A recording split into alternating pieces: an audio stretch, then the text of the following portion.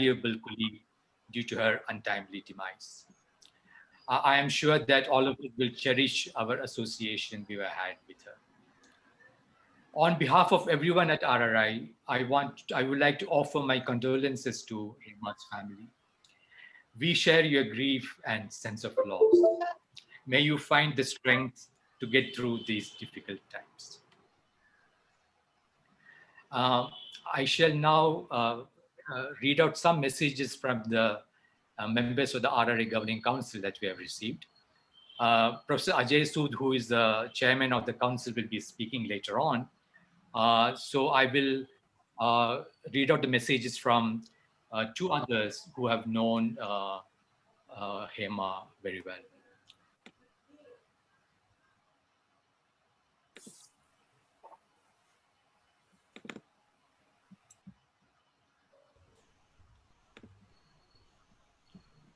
So the first message is from Professor Kasturi Rangan. He says that deeply grieved to hear about the sad demise of Professor Hema Ramachandran. One of the finest scientists I have seen in recent times, Professor Hema Ramachandran naturally drew admiration from people like me for her exceptional science research talents, working at the frontiers of knowledge and at the same time being most helpful and generous in dealing with colleagues, including the younger generation. Soft-spoken and modest, Professor Hema Ramachandran has left an indelible mark because of her personality, including significant scientific achievements. All of us will miss her sorely. I pray for her departed soul to rest in peace. The other message is from Professor Raja Raman, who says that I'm extremely sad to hear that Professor Hema Ramachandran has passed away. Apart from being a good scientist, she was also a person of great courage and dedication who kept up her research work through many bouts of severe illness. I do not know personally any members of her family. Please do convey my condolences to them.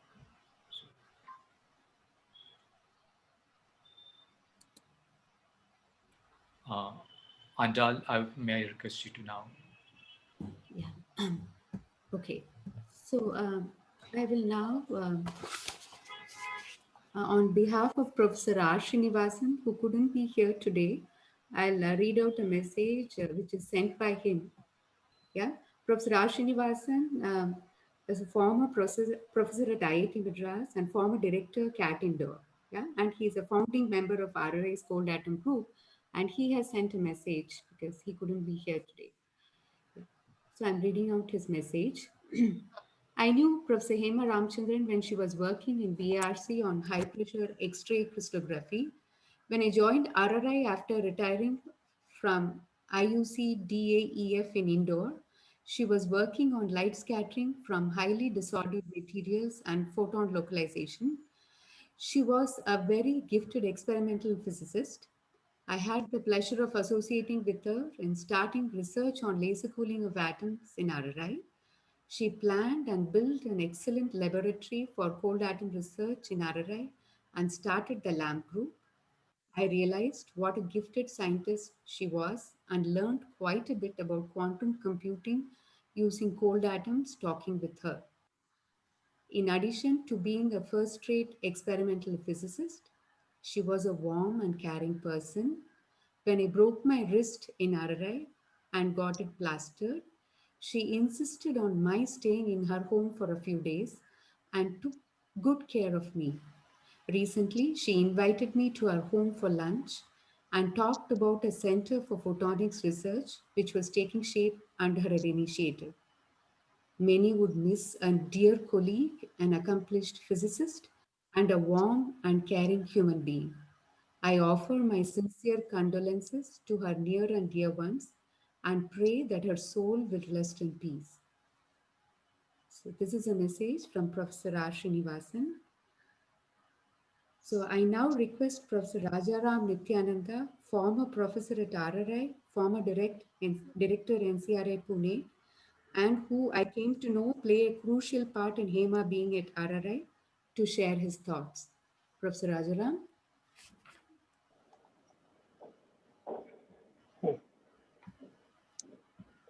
Is the audio okay? Yeah, Audio seems to be okay. Uh, this is a sad occasion, which I'm sure all of us wish did not have to happen. Uh, but Hema has passed away untimely. It may be of some solace to her family and colleagues, amongst whom I count myself, to recount our individual interactions with her over the years. As it happens, I had a past in high pressure physics in my days at NAL and was later associated with the physics journal Pramana. So I had a preview of this up and coming young high pressure physicist at BARC called Hema Ramachandran. Her work had uncovered a very unusual phenomenon, transformation to a less ordered phase at high pressures in aluminum phosphate, and it is published in Pramana. What I did not know at that time is that soon after, uh, she married, and as Hema Ramachandran moved to Bangalore. The Department of Atomic Energy, understandably, did not want to let go of her talents, but the only establishment they had in the vicinity was in the completely different field of seismology at Gauri Bidnor. As fortune would have it, the Raman Research Institute had a very good working relationship with the BARC Seismic Station Group, since we had co-located a large radio telescope in collaboration with IIA around the same site with a lot of support from that group. In turn, members of that group could and did use RRI as a kind of Bangalore base, and there was a desk in the main building for them to use. To my fortune, that this desk was in one corner of a 600 square foot open office of a fledgling theoretical physics group in the early 90s. The other members, apart from myself, were a graduate student, Somnath Bharadwaj, and a young faculty member, Ravi Kulkarni. There were four of us therefore in four corners of this very large office, and there is nothing like a shared office open to light and to air with a beautiful view on both sides to generate a sense of fellowship. And Hema, though reserved by nature, was soon a quiet participant in the kind of fun that we had whenever she was around. I also got a feel for how she had gone about learning this new field of seismology with quiet professionalism. A year or so later, Professor Kumar took over at RRI, and he told all of us that surely this institute should have a strong program in modern optics. And he must have tapped his large network for suggestions. In particular, he asked me, perhaps in my capacity as dean at that time, to talk to people in optics at the CAT Indore, where I was going to attend a farewell function for Professor R. Srinivasan, whose message you just heard. He was my teacher in IIT. I don't have to say he's a giant and respected figure in physics. And I was happy to carry an open invitation from Professor Kumar to Professor RS to come to RRI after his retirement. He accepted this, and the rest is history as far as RRI is concerned. And I hope as far as he is concerned as well. But on the side of that farewell meeting, I remember, almost as if it was yesterday, sitting in the office of one of the respected figures in optics, who was then at CAT, Kailash Rustagi, an old friend of mine, and I conveyed Kumar's inquiry. And you heard something similar from Professor RS as well. Clearly, she had wholeheartedly embraced her new calling of optics, just as I would like to think RRI had embraced its new daughter-in-law from the Department of Atomic Energy, the same department to which I went maybe as a son-in-law. In any case, I personally have lost a very fine colleague and friend. I can only offer my sincere sympathy to those for whom the loss must be immeasurably greater, her family. Thank you. I now request Professor Rajesu, Year of Science Chair Professor at IAC and Chairperson RRS Council, to share his thoughts. Professor Su? Yeah. Can you hear me? Uh, it Yeah, is we can showing hear. Andal Narayanan on the screen, so I was not sure. Yeah, yeah, I can. We can hear you. Okay, great. Thank you. I'm really sorry that Hema left all of us too early and untimely. As I had the pleasure to know Hema when she was in high pressure group at BARC, and I was in the DAE sister organization, IG CAR at Kalpakkam, as our research interests were similar at that time. So I joined IISc in 1988, and when Hema Sankran moved to Bangalore, as was mentioned as Hema Ramachandran, we again met in my office. She joined the Seismology Division of Atomic Energy in Bangalore.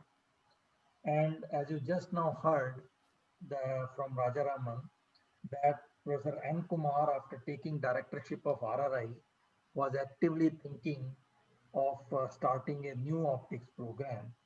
And Hema was the first choice to start Kumar's dream project on modern optics. So even before Hema's lab started functioning, uh, Professor Kumar, me, and Hema, we started a project on random laser due to multiple scattering in turbid media. This was the subject which was just starting at that time, and there was no laser available to do this experiment. So what we did, we approached Professor C.K. Subramaniam in IISc in physics department, and we requested Dr. Prasad, he was a PhD student at that time, to help us with this project. So this is how the optics program took off in after Hema took the responsibility to initiate to start the optics program. So these were really the very exciting times, which brought Hema's experimental forte and commitment to excellence in experiments on the forefront. Uh, I remember we used to have very lots of discussion in Professor Kumar's office before we wrote this paper that was published, as I mentioned, in 1977. Around the same time, my graduate student, some of you may know, Venkatesh Gopal, wanted to work on the same research theme as multiple scattering of light. And again, along with Hema, we have a very nice paper I recall, in optics communication in 1999. So later, Hema's brilliant student Shushil, who is also online today, did very fascinating experiments in this multiple scattering of light. And in around 2006, again, I had the good fortune to be a co-author on the paper along with Hema in this topic. So it was, I was, so I have seen Hema from very close quarters uh, as a distant colleague when she was in BRC and I was in atomic energy, and then more closely in our interaction on these themes which I mentioned. And it was very clear that Hema has a lot of clarity in her concepts, and she will not hesitate to argue, even though she had a reserved nature, as Rajaraman said. But when it comes to science, she would argue till it was clear what the issue is and the clarity emerged. So all of us gained in that process. So the last I met Hema uh, I think, was before pandemic. Not sure of the month, but last part of 2019 or in January this year, in my office when she came over, and we discussed her ideas on optics program, photonic research, with RRI in the mainframe, and a few other things, matters which were related to RRI.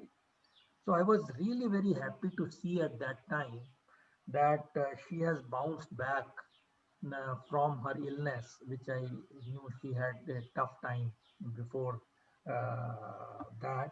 And I was very happy to see her high spirits and a zeal to contribute something substantial to science in general and to RRI in particular. So, friends, as we all uh, uh, have been saying, we have lost a very dear colleague, full of honesty, sincerity, goodwill for others, and a very kind soul. So, quintessential Hema as a very fine human being, along with being an excellent scientist. So, I definitely feel the loss along with all of you, and I offer my sincere condolences to her family to bear this untimely loss, and pray for her soul to rest in peace.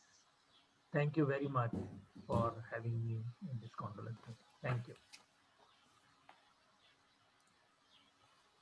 Thank you, Andal. Thank you, Professor Sood. I now request Professor Joseph Sandwell, former professor at RRI and now at International Center for Theoretical Sciences, to share his thoughts. Sam?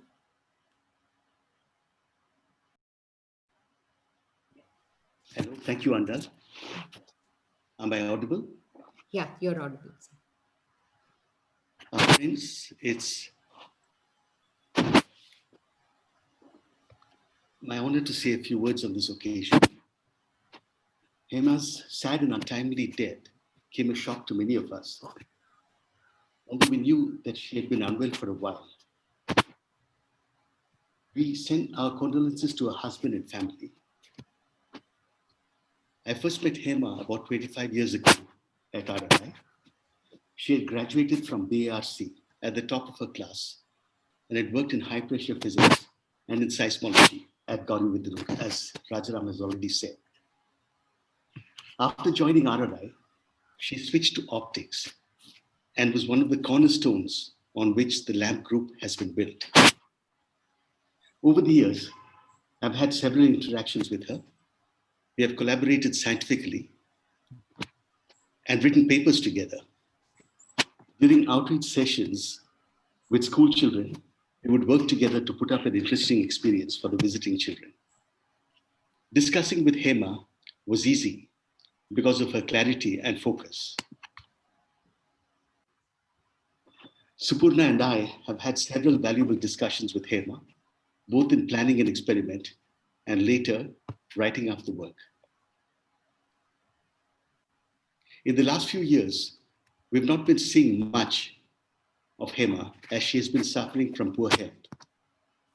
However, in March of 2019, I was returning to Bangalore from New Delhi and met Hema at the Bangalore airport.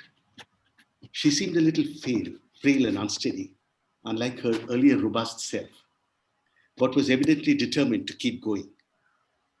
We shared the RRI car on the way back home and discussed some physics on the way. It was about decoherence, if I remember correctly. It was the last time I remember speaking to her in person. Hema's article in Leelavati's Daughters tells a story of courage in the face of the discrimination, the patronization, and presumption that women routinely face in a man's world. On a lighter note, when Hema initially joined RRI, she was sitting in the butterfly room, which Rajaram had just mentioned. A colleague of ours, Ravi Kulkarni, whom also Rajaram mentioned, was sharing the office with her and had a habit of playing innocent pranks. Hema suffered through all this with a good sporting spirit and laughed it off. Since this March, we have all been through a trying time. Our social interactions have been severely undermined, severely limited and the strength we derive from our togetherness has been seriously undermined. All of us know of someone who has passed in this last year.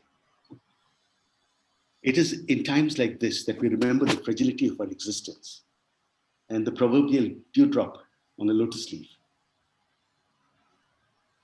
The loss of any member of our institute diminishes us all. At times like this, I can do no better than resort to poets who eloquently said what many of us must be thinking. To start with, the English poet John Donne never sent to know for whom the bell tolls, it tolls for thee. And to quote another poet who many of us like, Rabindranath Tagore, I've got my leave, bid me farewell, my brothers. I bow to you all and take my departure. Here I give back the keys of my door, and I give up all claims to my house. I only ask for last kind words from you. We were neighbors for long, but I received more than I could give. Now the day has dawned, and the lamp that lit my dark corner is out. A summons has come, and I'm ready for my journey. Thank you all for listening to me, and all we wish that Hema's soul will rest in peace. Thank you, Andal. Thank you, Sam. So I now request Mr. Krishna Raju, former administrative officer at RRI, to share his thoughts. Krishna?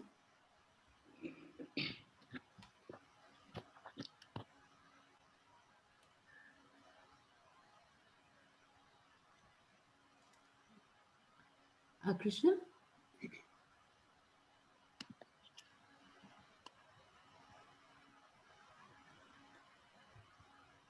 Krishna?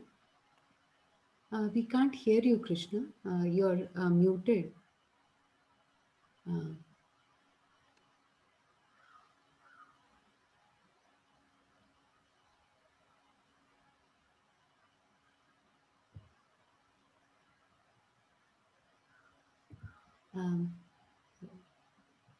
You're muted, Krishna. You have to unmute. Krishna, you're muted. Krishna, you're muted. You have to unmute from your side.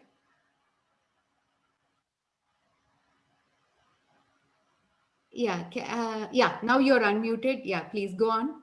Yeah. Thank you, Andal, for giving the opportunity for this. It's really shocking that Hema left all of us, and as all of the other speakers said, it is a terrible loss. And our thoughts are with her family and near and dear. I hope they all have the strength to overcome this loss. And whatever I'm going to say is different in a sense. It's based on the episode and experiences that I had. The first time I learned about Hema was in May 1991 when the then director of BRC, Dr. Chidambaram, wrote a letter to the then director of RRI, Radhakrishnan, indicating that BRC was transferring Hema, who was working in the high pressure physics business, as Rajaram mentioned, and wanted RRI to provide her office space to analyze data gathered by their seismic station at Dorogimba. RAD took about 1 month to reply, but Rajaram had already informally talked to Dr. Sikka and Dr. Bhattu when they were in RRI, and the required arrangements had already made, and RAD mentioned about that to Dr. Chidambaram.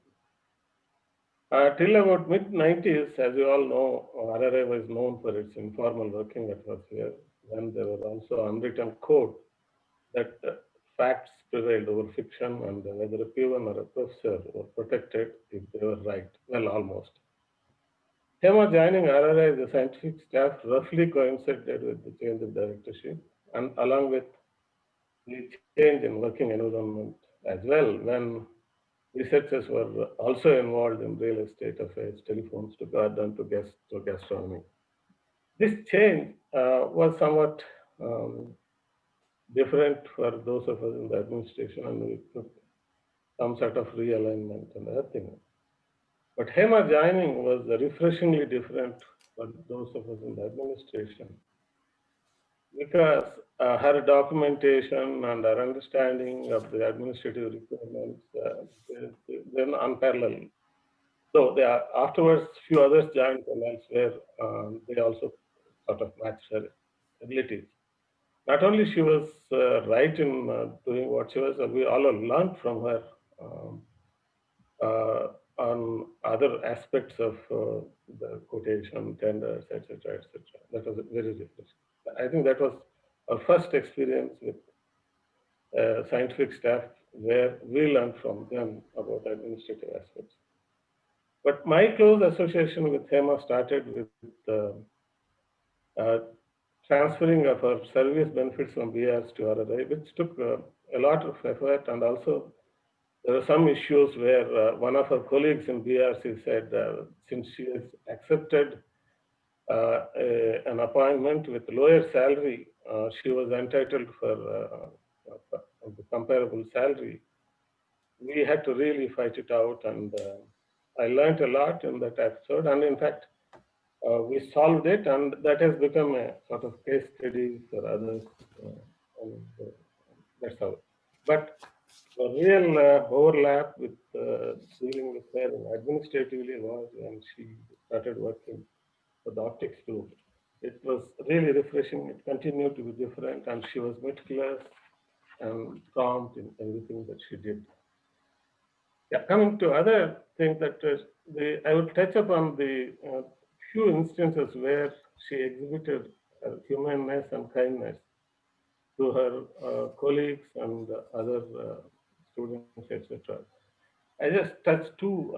One of our students had serious psychological issues, and that student refused to take the medication that was prescribed, etc. It was Andal and Hema who literally mothered her. They took care of her. They uh, took turns to come at unearthly hours to ensure that she took the medicine, etc. And I still remember helping Hema writing letters to that student parents. It's still imprinted in my mind, and how um, humane and how concerned she was in dealing with the student who was going a tough time. I think that is unique to that. In the case of other students, even though the students were a bit rough and other things, she went out of the way, but gentle, and not only arranging for their projects, and they're seeing their cases through, and holding Viva despite examiners not being available, arranging alternate exams. And in that, she, of course, gave me tough time, but accepted nothing less than helping the students. That's amazing. Soon after that, when another change of directorship happened, she was appointed as the head of research facility. She really put her heart into it, like she had done while taking care of the optics group, streamlined lots of facilities and streamlined review processes. And as it happens in everywhere, when she was bypassed in some certain review aspects, and she politely but gently reminded the management that they should not do. Then we discussed about it, and despite the sort of details that the management gave that was on the oversight, and in spite of the having facts, she said, "Let us get on with the life." But just as an opposite side, when I took a small job post-retirement in another institute, there was a head research facility there also. There, I missed sending out a decision taken based on the recommendation of head research facility, and as to him, there was a serious rebuke for not doing so. That's the difference between Hema and others. Hema was also very concerned about the way the system works, where the contractual staff are so lowly paid, and though they do as much, if not more, than the regular staff, she tried her best to make sure that their emoluments could be paid as much as they could. But in our system that was not possible. Then a few of us started to explore having a trust, a sort of fund for the contractual staff to help the contract staff help issue expenses or their children's education, etc. And she was the first one to offer formally a contribution of 1,000 rupees per month forever. And we wanted to go there. But suddenly what happened, another member of the institute wrote a nasty letter saying that what was my cut in it. I got carried away and dropped the idea.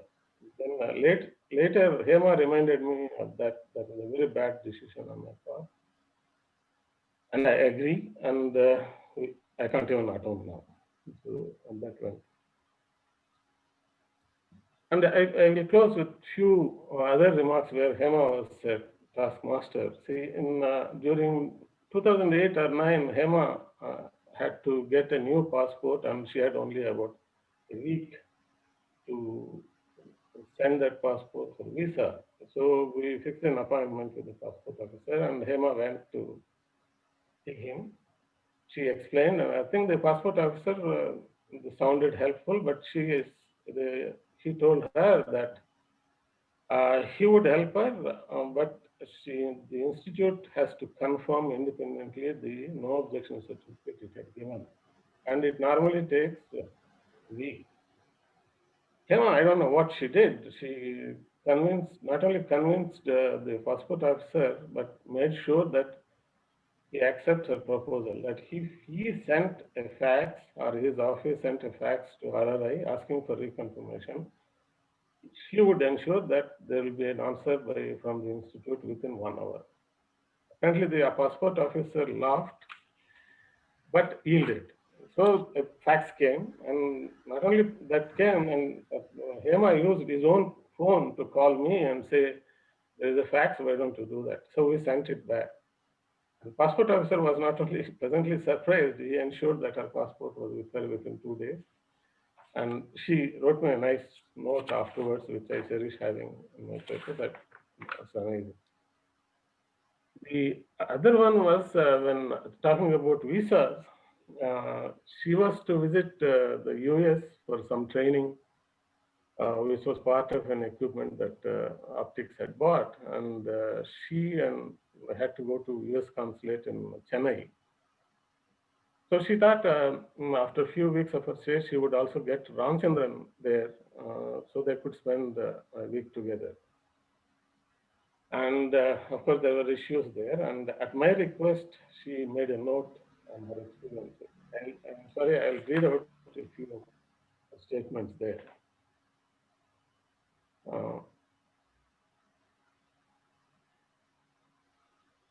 The other one was US consulate. She was to visit US a few weeks, and she thought she would ask Ramachandran to join her there to spend a week together. She was issued a visa, but not Ram.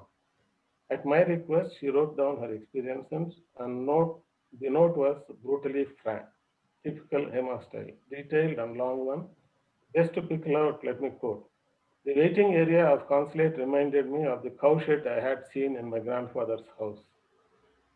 Referring to the lady who interviewed her and Ram, she said, among other things, that the next question she barked at us was, why is that she has traveled abroad so many times, but only how you have chosen to accompany her? And I don't believe you will be back to India if you won't go. So I am giving her alone a visa.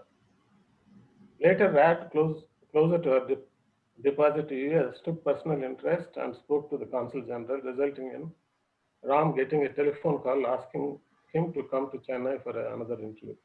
But unfortunately, Ram decided against it. That note ends. I think it is time that Americans stop thinking they are the most superior people and that the whole world is dying to live and work in that country. That was Hema. So let me close by thanking you again for giving me an opportunity and passing on our heartfelt condolences again to Ram and other members of Hema's extended family. Okay. Thanks, Krishna. So I will now read out a message which is sent by Professor Ravi Subramaniam, a former director, RRI, and who's now at CSIRO Australia. I'm reading out Professor Ravi Subramaniam's message. Hema Ramachandran belongs to the generation of members of RRI that were genuinely and transparently honest in their work and in their relating to people, meaning more for the institution and the larger context of the country. Coming from the BARC training school to RRI, she brought a nice mix in capacity to go along a directed path, an ability to be organized and manage collectives, a desire to do more than what she was alone capable of, and a desire to foster and navigate a path for a generation that might come together. There are inevitably differences in visions for an institute that is composed of people from different education and worldviews, and it is remarkable how resilient and steadfast Hema has been over the years, both in her pursuit of her passions and in her battle with the adversary that reared its head time and again within. I have often wondered how much the connections are between mind and matter when watching the health of sensitive people like Hema go down along the challenges of life in the workplace. I have no direct knowledge or ability to judge the quality of her work. However, I must say that it'll be a surprise to many at RRI if they could have a glimpse of the admiration that senior members across the world engaged in light matter physics have for Hema as a person and for the integrity in her work and in her work ethics. Living up to those standards will take some personal transformations for those on the path. Hema moving on is a significant contribution to change for RRI as an institution. It was good to have been at RRI at a time that Hema was there. So this is from Ravi Subramaniam, former director, RRI. I now request Mr. GB Suresh, former in charge, almost all facilities at RRI, to share his thoughts. Mr. Suresh?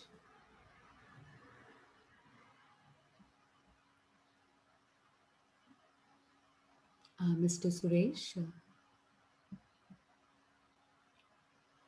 GB Suresh? Yeah, can you hear now? Yeah, we can hear you, but I think your connection is still a little bit shaky. But please go on. Hello? Hello? Yeah, we can hear you now, Mr. Yeah. Suresh. Yeah. Right. Okay. Okay. Hello. We are all deeply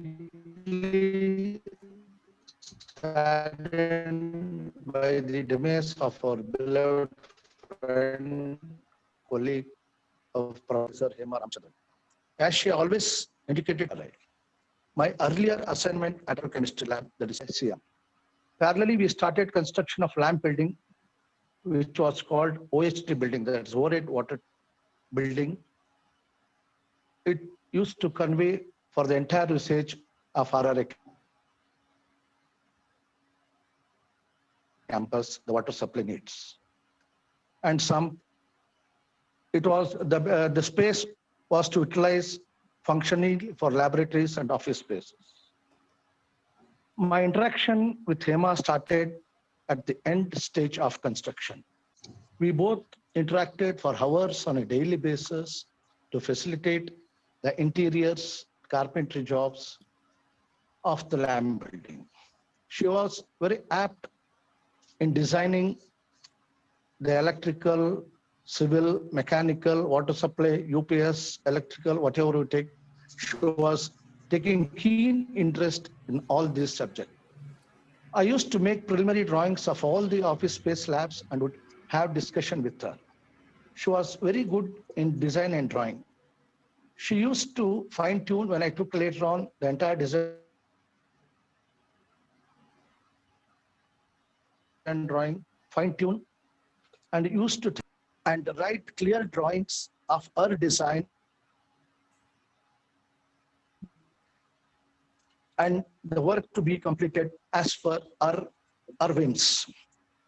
Even we could complete with available manpower and material on those days, that is almost 20 years, 25. The space constraints in RRI. We were not happy, as you know, the connection between the lab building and library building basement. It was called tunnel. We were not happy to make a sitting arrangement space for student. She intended that it has to be done since we have many constraints, space, this thing. And even now also present day, you can see the students using that space as sitting place. As you all know, the basement of library, which is called LB1, LB2, earlier where the students used to play table tennis, was converted to Hema's lab. The entire design of all the lab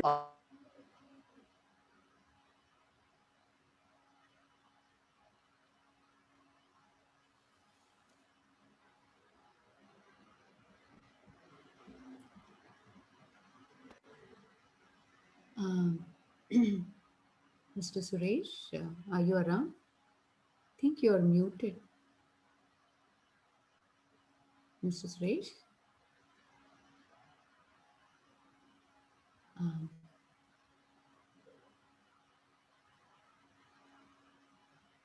Um, Mr. Suresh, we have lost you.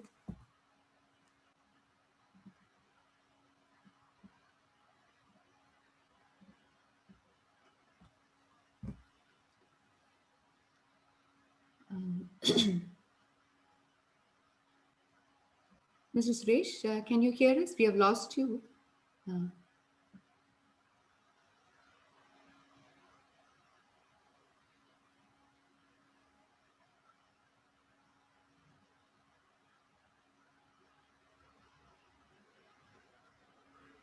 I guess nobody is speaking. Raghu? Yes, I can't hear anyone, so maybe we should move on to the next person. Next speaker? Okay, okay. And I think someone should inform Mr. Suresh that we lost him. Yeah, yeah. Okay. So now I request Professor B. Ramesh of RRI to share his thoughts. Ramesh? Ramesh? Ramesh, are you there?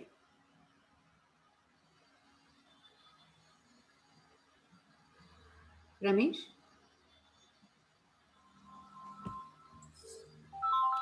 Ramesh is calling. I'll take his call. Ramesh, we can see you. Go on. You have to, unmute, yeah. Yeah, so, yeah, I join everyone in looking at this sad demise of a dear colleague, Hema Ramachandran. So I express my sincere condolences to the family of Hema, her near and dear ones, and I hope they find strength to fathom these difficult times, and I pray that her soul rests in peace. My first instance of meeting with Hema was when she was working for BARC from RRI, and that was on a very, very different topic. I was at the time looking for a house to rent, and I couldn't find one because of I couldn't get the money enough for the advance. So everything was high at the time. And then she told me about Mr. Batur's house, there being a place on the top of it, which he had built newly at the time, that I could ask him, and I should not so much worry about having to pay much advance. So and that happened. That actually brought her kindness and generosity and helpful tendencies to the fore. That's how I first, my interaction with Hema was. Although apparently she was, for external appearance, she appeared to be pretty stern person and not quite, little bit reserved. I also, about Hema and her,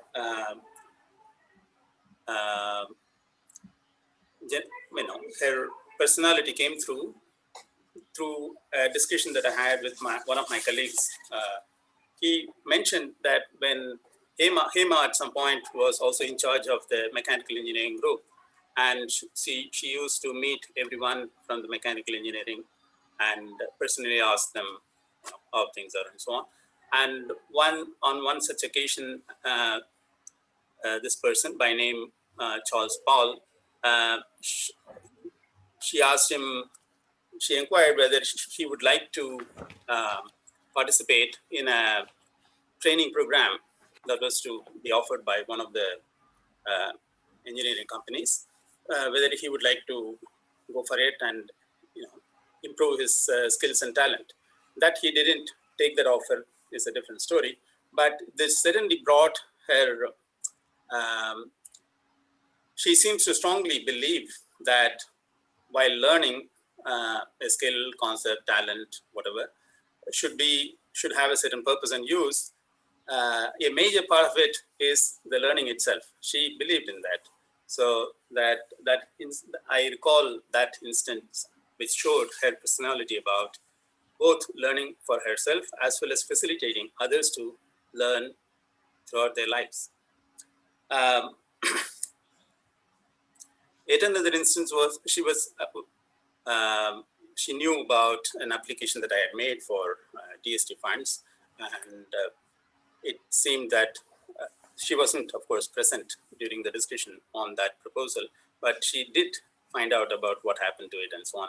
It shared with me and encouraged me to, reapply, because there were certain things that were I had not put in the right ways. So, but she was genuinely interested and very encouraging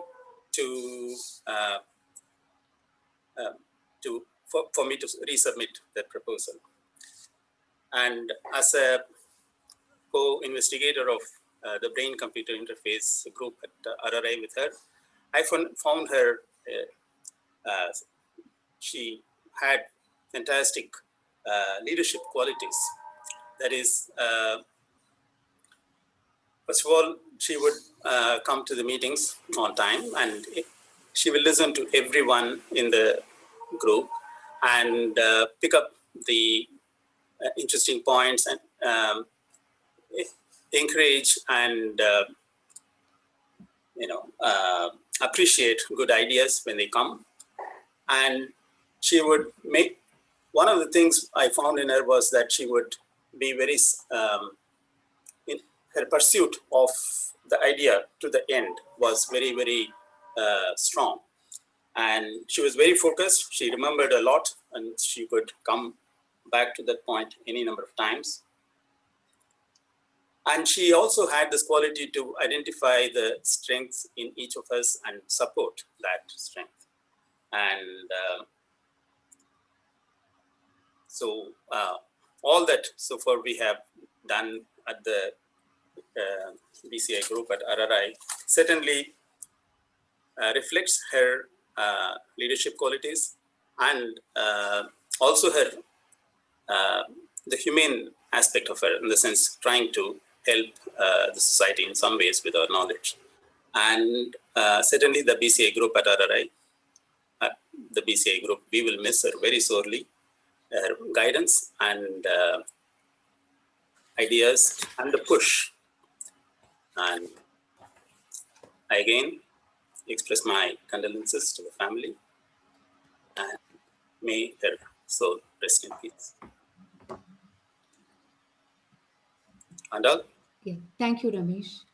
So I now request Professor Fabian Bretnicker, Adjunct Professor at RRI, Director of the Laboratory of Light, Materials and Interfaces, Paris, to share his thoughts.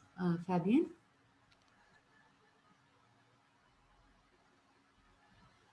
Yeah, we can see you, Fabian. You did. Okay. Yeah, yeah. We can hear you as well. Yeah. You're muted. You're muted, Fabian, now. Fabian, you're muted. You have to unmute.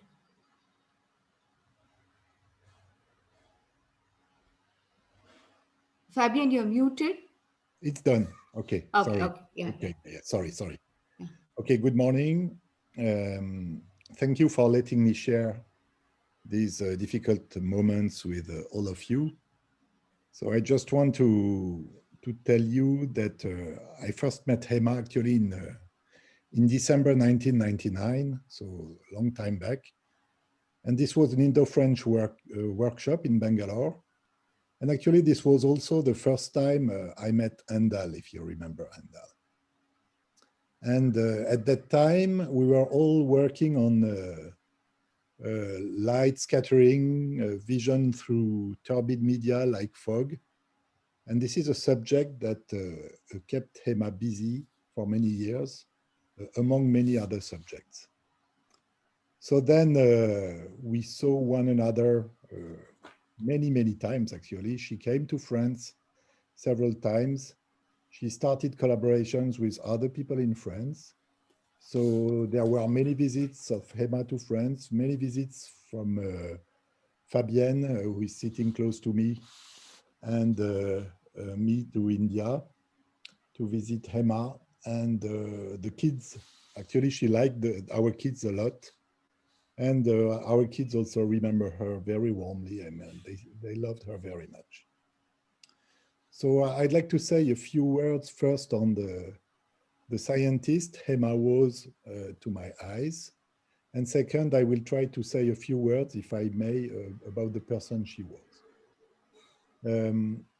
As a scientist, she was impressive, first as an experimentalist. I must say that she was one of the first people who was able to build a cold atom facility in India. And at that time, it was really a tremendous effort and a very nice achievement. And there are many people in the country who benefited from her experience in this field and who could start their own experiments thanks to her. One other thing that which always impressed me with Hema is the very broad variety of subjects she could contribute to. So, and I knew her only in RRI, so I know that she had a life before RRI. So I will mention only a few subjects she worked on in RRI. So of course, cold atoms, quantum optics, quantum computing, light scattering, imaging through turbid media and complex media, light localization, and even she had an experiment in order to monitor brain activity. And you can see some of the peculiarities of Hema personality through this, because she was always attracted to topics that could be useful for the people, for the men in the street. She was attracted to real applications, provided they could have a positive impact on the society. So this is why she was attracted, in particular, to vision through fog, because she wanted to avoid train accidents in winter in India. Also, she was working on monitoring brain activity because she wanted to help disabled people to be able to guide their wheelchairs, for example, through detection of brain signals and this kind of things. So this leads me to say a few words about the wonderful person Hema was. A few words come to my mind when I think of her, like dignity, honesty, integrity, and generosity. So I won't be long, but I just want to tell you about her generosity. One example of her generosity at work was that her experiment was open to everyone. And actually, she hosted many people who didn't have a good enough experiment and who could use hers. And of course, in particular, students. I mean, the way she interacted with students is an example to all of us. One other example is that Andal was kind enough to remind that I have an adjunct professor position in RRI, so this is mainly thanks to Hema. And actually, the first thing Hema did each time I came to Bangalore was to try to get me to interact with other people than her. And she was happy mostly when I could start collaborations and interaction with other people around. So she was like this. She wanted to share everything, even her friends, even her collaborators. And this is how I will remember her. Okay, so to finish, I want to present my condolences to Ram and all the members of Hema's family. I thank you all for listening to me, and thank you very much, Andal. Thanks, Fabian. So I now request Professor Anders Kasper, Professor at University of Nice, Sophie's Antipolis, and a key contributor in developing the initial laser cooling components at RRI, to share his thoughts. Anders? Yes, thank you very much, Andal. Let me start by saying that I wish I could be with you all in Bangalore and that we could have this gathering in person. It feels so wrong to talk to you through a screen today. I got a sad message about what had happened from Andal Tuesday morning, just when I was coming out from a class. Since then, I have been in a state of shock. Hema's passing is really hard and difficult to take in. The story about how I got to know Hema has been told before, but it is worth repeating briefly today. I first met Hema in Stockholm, in Sweden, in November 1998. The timing is easy to remember because it was just a few weeks after my second daughter had been born. And our collaboration took off immediately after that. Only 1 year after, in 1999, I had my first ever visit to India. I remember that Hema's office was then in the library block and the lamp building was under construction. The year after, when I came, the lamp building was there. All these events, more than 20 years ago, turned out to be a starting point for my personal connections with RRI and with India as a whole. And this is a connection which, without any exaggeration, has had a profound effect on my life, as have Hema. During the 22 years that I had the fortune to know Hema, we always got on very well. We found it very easy to interact and to collaborate. And this in spite of the fact that we were in many ways rather different. Physically, a somewhat surprising thing that we had in common was that we were about the same height. Anyway, we kept meeting up regularly in India, in Sweden, and in France. And we always came up with wild ideas about projects we wanted to do together. Few of them were realized, but some were. And we always stayed in contact. For a long time now, I have thought of Hema as one of my dearest friends. It is not really possible or even fair to try to describe Hema with one or even just a few words. But what can you do? I have thought about it, and it really is too limiting. And a short address is too limiting. But some words that emerge for me are, and now I echo a bit what Fabian said, words like integrity, respect, respectfulness, honesty, and I could go on a very long time with this list. But one word which I must not forget is kind. Hema always had time to listen. And I really wish I myself would be able to emulate Hema's level of hospitality and genuine concern for other people in my own interactions with people. Coming back briefly to my personal relationship with RRI and with India, it may be that I have a somewhat romanticized image of RRI, but I feel what I feel, and I know that when I have visited, I have been in a very privileged position. But this does not change the fact that the kindness and the hospitality that I have been met with has been genuine and genuinely felt. Hema was always at the center of this. She was the one who initiated all of this. That first visit in 1999 and those first encounters with Hema triggered so many other things for me. I eventually got the chance to spend an entire sabbatical year at RRI not so long ago. I now have collaborations going with colleagues all over India in places like Ahmedabad, Delhi, Kolkata, and Amritsar, to name a few. And I interact with Indian colleagues on a weekly basis or even more often. Several Indian trips are planned also for the upcoming year. And nothing of this would have happened had it not been for Hema and her hospitality. I don't think she ever fully grasped just how much this has meant to me.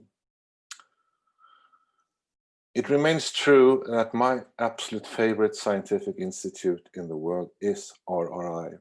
I feel more home there than anywhere else. I really do, and Hema was the architect for this. However, these last few days, a feeling has come over me that I'm not sure I want to come back again. I just don't want to see an RRI where Hema does not have an office and where she may not show up anytime. I don't really want to be forced to accept that there will be an RRI without Hema. But the truth is the truth. One cannot escape reality. Hema would have wanted me to continue my association with India, so we will see. Either way, I will always remain grateful to Hema. I miss all of you very much, and I really, really miss Hema. So please allow me to offer my condolences to Hema's husband, Ram, and to her family. Thank you very much. Handal. Thank you, Anders. Thank you. I now request Professor R. Srikanth, former member of RRI and currently a professor at the Purna Prajna Institute for Scientific Research, to share his thoughts. Srikanth?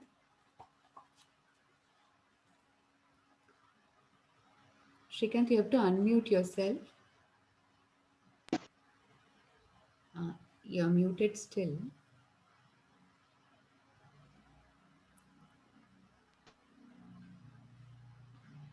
You're muted still.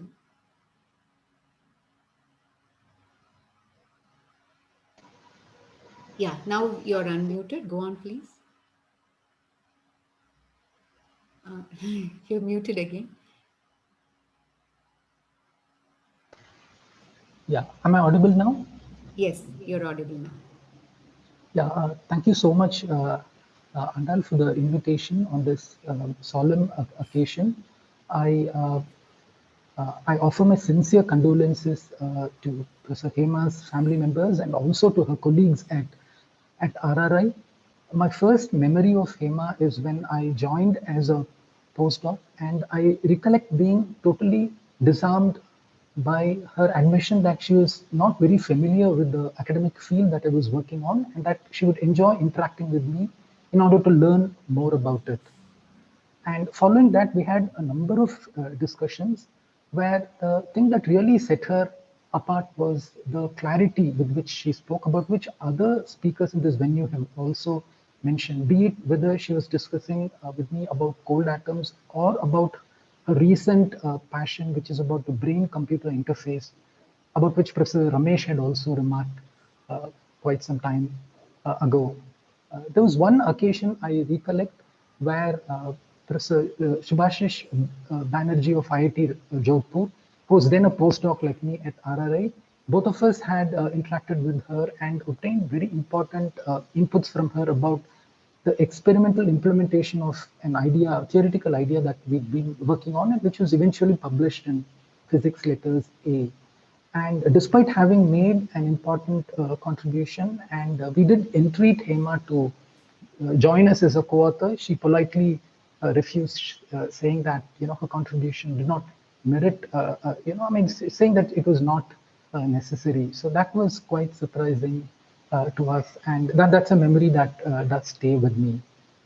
And then in around January 6th of 2017, so Professor Hema called me and asked whether it would be possible to come to our Bidalur campus, which is in the greater Bangalore area, because she wanted to perform certain experiments on imaging through turbid media.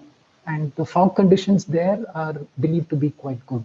So we're very happy to host her along with Mrs. Meena, both of who were in our campus, and myself and some of our students, all of us enthusiastically joined her.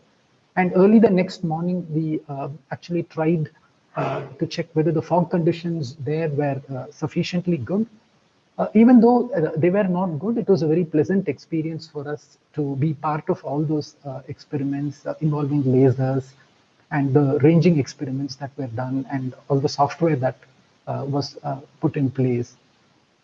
At the time, I requested her if she could actually give a talk at my institute, at Purna Prajna Institute, about this very work on imaging through turbid media. But that was actually a Sunday, and she politely refused, promising that she would eventually be back in order, to give the talk that I had requested her to do.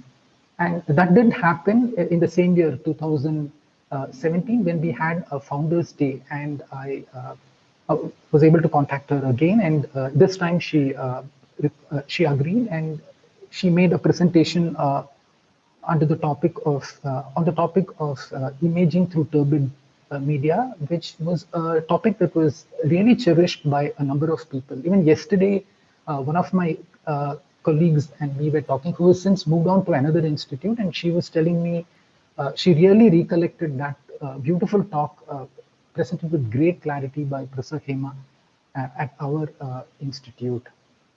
So thank you very much for listening to me. May God bless her noble soul. Thank you. Thanks, Shrikant. I now could request Professor Sushil Mujumdar, faculty at AFR Mumbai and Hema's first PhD student, to share his thoughts. Sushil? Yes, Anil, I'm here. Yeah, we can hear you. Go on. Right. Thank you, Andal, for having me here. And I'd first like to recount my experience on Tuesday morning when I received your message. It was a numbing experience for me, and all my senses basically went quiet, got oblivious, because it was a shocking message. It's not that I hadn't had information about Hema's illness coming to me before, but the prior messages were always of a different nature. It was always about her recovering from a difficult period and getting back to work. And that is how all of us had of late come to identify her as a strong person, always overcame the most serious of illnesses and difficulties and getting back to work. In fact, in recent years, when I was in meetings at remote places in country, and when the discussion would go to my origins, where did I do my science? And when people came to know that I was Hema student, they would say, "Oh, you are Hema student." And she had become an iconic figure in terms of strength of character, getting back to work when physical health is least permitting, and having a strong sense of purpose in the most difficult circumstances. That was the identity, and I'm most fortunate to be known as the first student of Hema, and believe me, I feel blessed when you introduced me as that. But at this point, I want to go back to my years in RRI, talking about 1996 to 2001. As you said, I was the first student entering into a very fledgling lab, and that memory brings a big wide smile to my face. As Sam and others have also acknowledged, those early years, I think in 95, the optics experiments began, and I remember it was you and Hema doing experiments in the lab. And when I say the lab, it was the basement room in the library block. And my lab, what was going to be my lab, was coming up. The old erstwhile table tennis room was supposed to be converted to my lab. And those were joyful, playful days. Hema, yes, when I met her first and when people meet her, there was this impression of a reserved, quiet, distant person outwardly. But believe you me, she was a joyful, playful, childlike personality inside. And I remember I'm sure both of us, me and Andal, we remember our early days in my first year, second year of optics experiments. It was fun. We were playing in the lab. Andal and Hema would speak in Tamil during the experimentation, and I would get uncomfortable. I would want to barge into the conversation, and I'm pretty sure Hema would say something to Andal in Tamil, making fun of my intention to get into the conversation. It was all fun, never offensive. I don't think she never had that personality edge to the personality of anybody even being felt offended. Andal, if you recall, there was this one incident during the experimentation where we really were enjoying ourselves, and I want the people to know here. So this experiment involved 2 CCD cameras working in tandem and 2 monitors watching what I was supposed to watch. And while I was working, suddenly I see the 2 girls giggling to themselves. I turned around, what is going on? Turns out Hema and Andal had, by accident, turned the CCD to the monitor. So, you know, the visual echo keeps coming. And we put the hand inside, take it off, and keep watching the hand coming in and disappear. And they were laughing. And in the next 10 minutes, 15 minutes, 3 of us were basically putting our faces, our hands, doing all kinds of gestures and enjoying. It was play. It was play when doing experiments with Hema. That is how I remember her in the lab. It was a lot of fun. She had a main ultimate goal to which she continuously used to nudge me. I don't think I was the most perfect PhD student doing everything on time, but she never made it known in a language like that. For example, if I'm taking a lot more time than ordinarily required in an experiment, her response was never going to be, you are taking too much time. The strongest she would be was, this experiment should not take 2 weeks. A very generic, polite, soft statement, I would get the message. She didn't have a rough edge to her personality. I don't think she knew what that was. Within the group, we were all fun-loving, joyous, and having ideas, lots of ideas. Talking about ideas, we used to sit in that table tennis room, which was absolutely empty. Okay, even the flooring was partly done. And we're talking about things like what should be the ideal monitor in an airport. Those days, you know, the cricket matches in Bangalore, I mean, Chinnaswamy Stadium, the displays would be those mechanical devices, they would change things. And Hema had seen that on TV, and she was saying that, no, there is a better way of doing this, okay?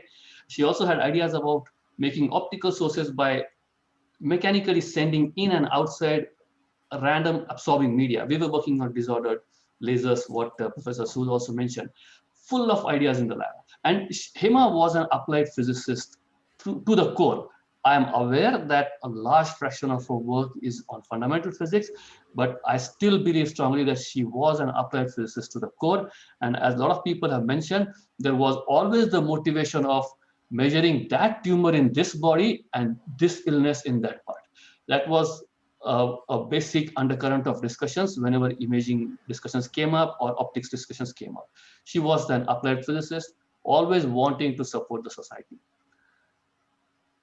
As a student, when my 5 years of association with her, there was one thought which came to my mind alone, okay? I don't think she will share the sentiment, but I want to speak it out in front of all.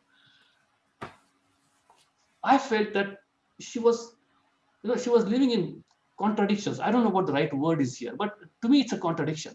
Here is a person with demonstrated expertise in high pressure physics who finds herself with the responsibility of setting up an optics lab. Fine. Here's a person who has set up an optics lab after 2 years of putting time, energy, collecting men, and finds herself responsibility of setting up an atomic physics program, and that too a majorly ambitious one. Not that many other institutes have even started thinking of. Fine. So here's this person putting a lot of time and energy in trying to set up the fledgling atomic physics program, and one day finds herself surrounded by plans and big ideas about creating a new building for the forthcoming optics group. And I did ask her several times. I mean, haven't you thought that, okay, now that you have put 2 years in disordered media, there was this experiment by Professor Ajay Sood, which she mentioned that she was extremely excited about that result and had very many ideas how to take it further. I said, wouldn't you want to put time in this? She was never the one to complain. No. The new challenge to her was even more joy in work. So she would say, no, this is what she wants to be a part of, something starting, something growing big. And all of us will agree what that bigness has turned out to be. The optics group that we called then, which I am fortunate to be a part of, is now the LAMP group, renowned worldwide, absolutely worldwide. And I think we have to thank Hema's single-minded courage and strength to take it to that level. I feel blessed. I feel blessed to be her student. All over my 5 years, I was exposed to her kindness, gentleness. Whenever I felt sick, even in my 5th year, in 5th year, you are the senior student, okay? The younger students look up to you, but even in my 5th year, when I felt sick that year, she still offered me the same help that she offered me in my 1st year, which is, shall I take you to the doctor? There are a few doctors I know in Bangalore, good ones. I can take you to them personally if you want me to. And that was just the relation that I had with her. She was my mentor. She was my friend, philosopher, and guide, and remained so till the late stages. She gave me excellent advice when I was faced with postdoc options, because she made me aware what is expected of me when I come back to the country. She made me aware the reality of doing science in India, and that advice has helped me right up to here. In fact, if I turn back and realize that after my PhD, we haven't worked sincerely too much together, this reason also goes back somewhere where she supported the concept that when you become a new faculty in India, try not to be too dependent on your ex-mentors. That will stand you in good stead, is something that she had advised.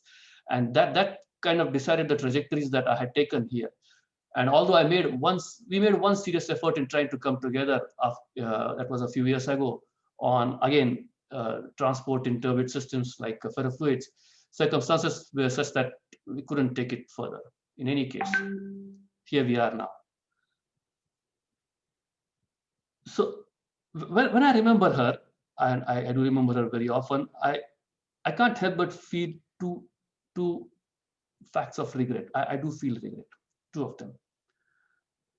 One is my last interaction with her. It should have happened the way I knew her in my PhD. It should have happened playful, personally, talking about fun things, talking about joyful things. Wasn't to be. It was a personal interaction on the phone. We found ourselves on opposite side of an argument, but that happened often with Hema. That's not how I would have liked to interact. That's not how I would have liked my last interaction to be, but yet this is it. The second regret is the following. I keep saying that I felt looked after. I felt given enough time. I felt she was for me during my student days. I don't know if I was there when she needed support of people. I was hearing news of her illness, all of us were. I was far away, but I was hearing it. And every now and then, I kept asking myself, I should be there. I should do something which gives her an obvious message that yes, the people she has trained are there with her. I don't think I succeeded in giving that message. And that reason, if I think deeper, it comes down to simply the fact that our relationship was defined in those 5 years. I was a young, naive, partly stupid boy entering the lab, and I still am. To her, when I imagine Hema in front of me, I'm still the same 21-year-old kid who cannot imagine how do I go and talk about something as big as your illness and how are you doing. It's not the feeling not being there. It's just the inability of putting that into words to a person who has been your mentor. And I think I will live with that regret all my life.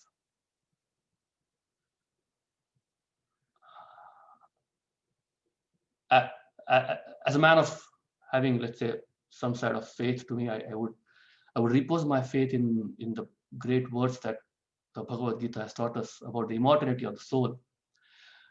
They say, Nainam chindanti shastrani, nainam dhati pavaka, na chainam kledayantyapo, na cha shosheti marutaha. The soul is indestructible, and I will beg forgiveness from Hema's soul if I've not been the person she wanted me to be, if I've not lived up to her expectations. I've tried my best and I could have been better, but I don't know, here we are. With these words, I'll stop here, and I just feel eternally blessed to have Hema as a mentor. And if people remember me as Hema's first student, that nothing will be shorter than the greatest applause for me. I wish her family all the strength, and my prayers to them. Thank you, Anna. Thank you very much. Thank you, Sushil. Thank you. So I now request Dr. Divya Sharma, Hema's student, and who is now a senior design engineer, ASML Laboratories, Eindhoven, Netherlands, to share her thoughts. Divya? Yeah, I'm there.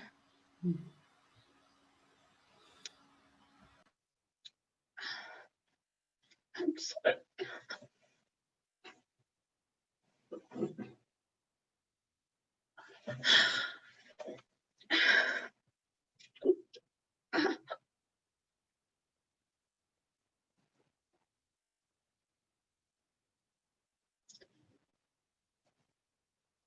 I'm sorry.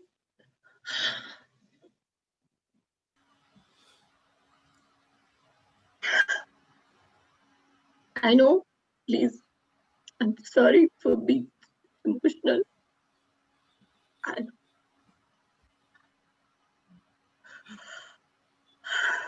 Give me some time. Sure. Divya, you want to be the next speaker? I can. No, I'll do it. Okay. I know I'll get emotional. I just request you to bear with me. Sure.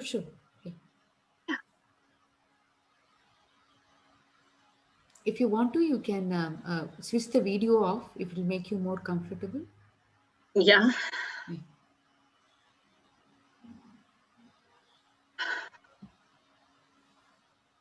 It was in year 2001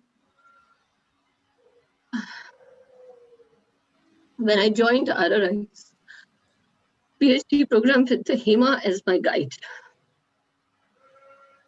I was a complete novice in my personal and professional dealings, as it was the first time I was moving away from my own family. And then I met this radiant lady who I was told will be my PhD guide for the next 5 years. She was Professor Hema Ramachandran. To be honest, I was intimidated by her personality and wondered how will I be able to interact with her for next 5 years.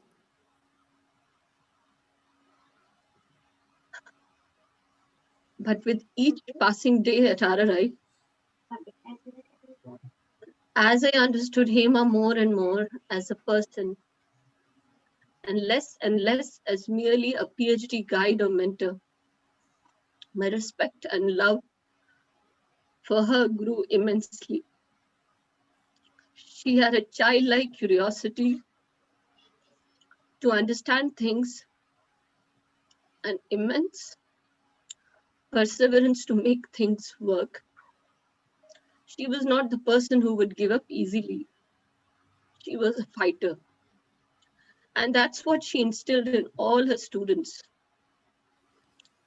She taught me not to fix the blame, but to fix the problem.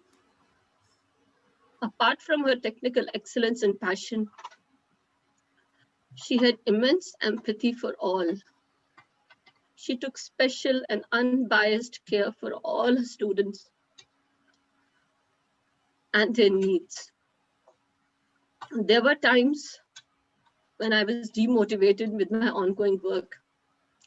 And Hema was the one and only one person in RRI whose office door I could knock without hesitation and express all my feelings and emotions openly. My parents and even close friends at RRI were unaware of my stress, tensions, emotions of PhD work, as Hema stood as a rock behind me throughout. This led to such an emotional bond between us, which continued even after I left RRI. I still recall when Hema and I went to Cochin for some non-standard experiments. It was a long and rigorous day, and Hema stood beside me whole day, helping me out and guiding me through. That was the empathy she had for her students. After this long day, she asked me if I would like to go out for a cup of coffee outside, to which I happily agreed. We ended up in a nearby hotel, which turned out to be Le Meridian. I looked at the menu card. A cup of coffee costed at that time rupees 150. And I told her, Madam, this is very expensive. I still remember clearly. She smiled radiantly and said, this coffee is on me, Divya. But you better treat me when you start earning. And we had a hearty laugh together. However, that day never came, as whenever I visited her, she always paid for my expenses, be it lunch or coffee or dinner. When I visited her in January 2019, I recognized that she was fighting an uphill battle, but she was not ready to give up. She was aggressively fighting her disease in a scientific fashion by reading literature, giving presentations on it, instead of regretting it or venting out her pain. She looked lively, graceful, elegant, and caring as usual.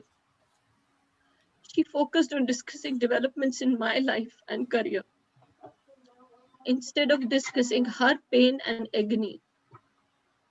This is what personifies Hema, and this is the image I want to carry forward in my life.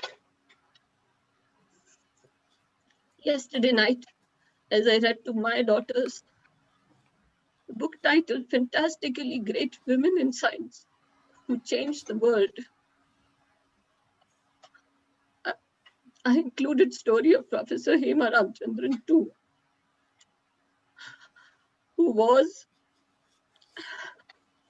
and will always remain as my role model, who positively influenced formative years of my career at RRI, leading to everlasting impact on my thought process. Her philosophy towards life will live on through me and my daughters. You were and will always remain my guide, Hema.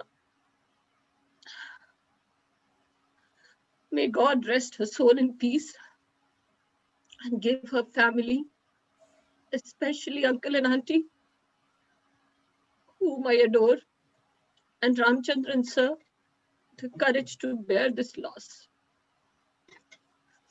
Thank you. Thank you, Divya. I now request Dr. Deepak Pandey of Institute Anganwad Physics, Germany, and Hema student to say a few words. Deepak? Thanks, Andal. I hope you can hear me. Yeah, we can hear. Yeah, okay. Thank you for allowing me to speak here. Yes, so I did my PhD with Professor Hema Ramachandran. I'm also deeply saddened by the untimely demise of Professor Hema Ramachandran.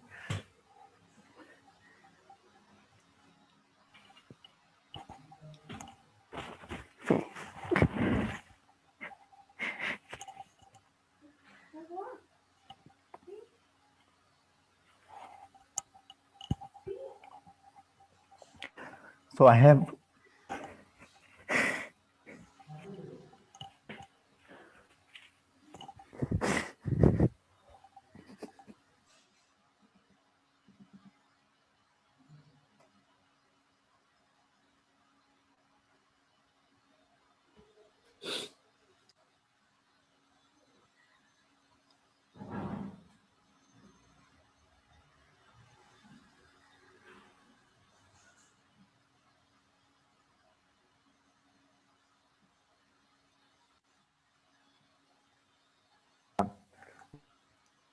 Sorry, yes, so these emotions are coming out at this moment very heavily. Yeah, I hope I can manage to speak further. So yeah, I, in fact, I have lost a mentor, a great scientist, a great friend, I would say.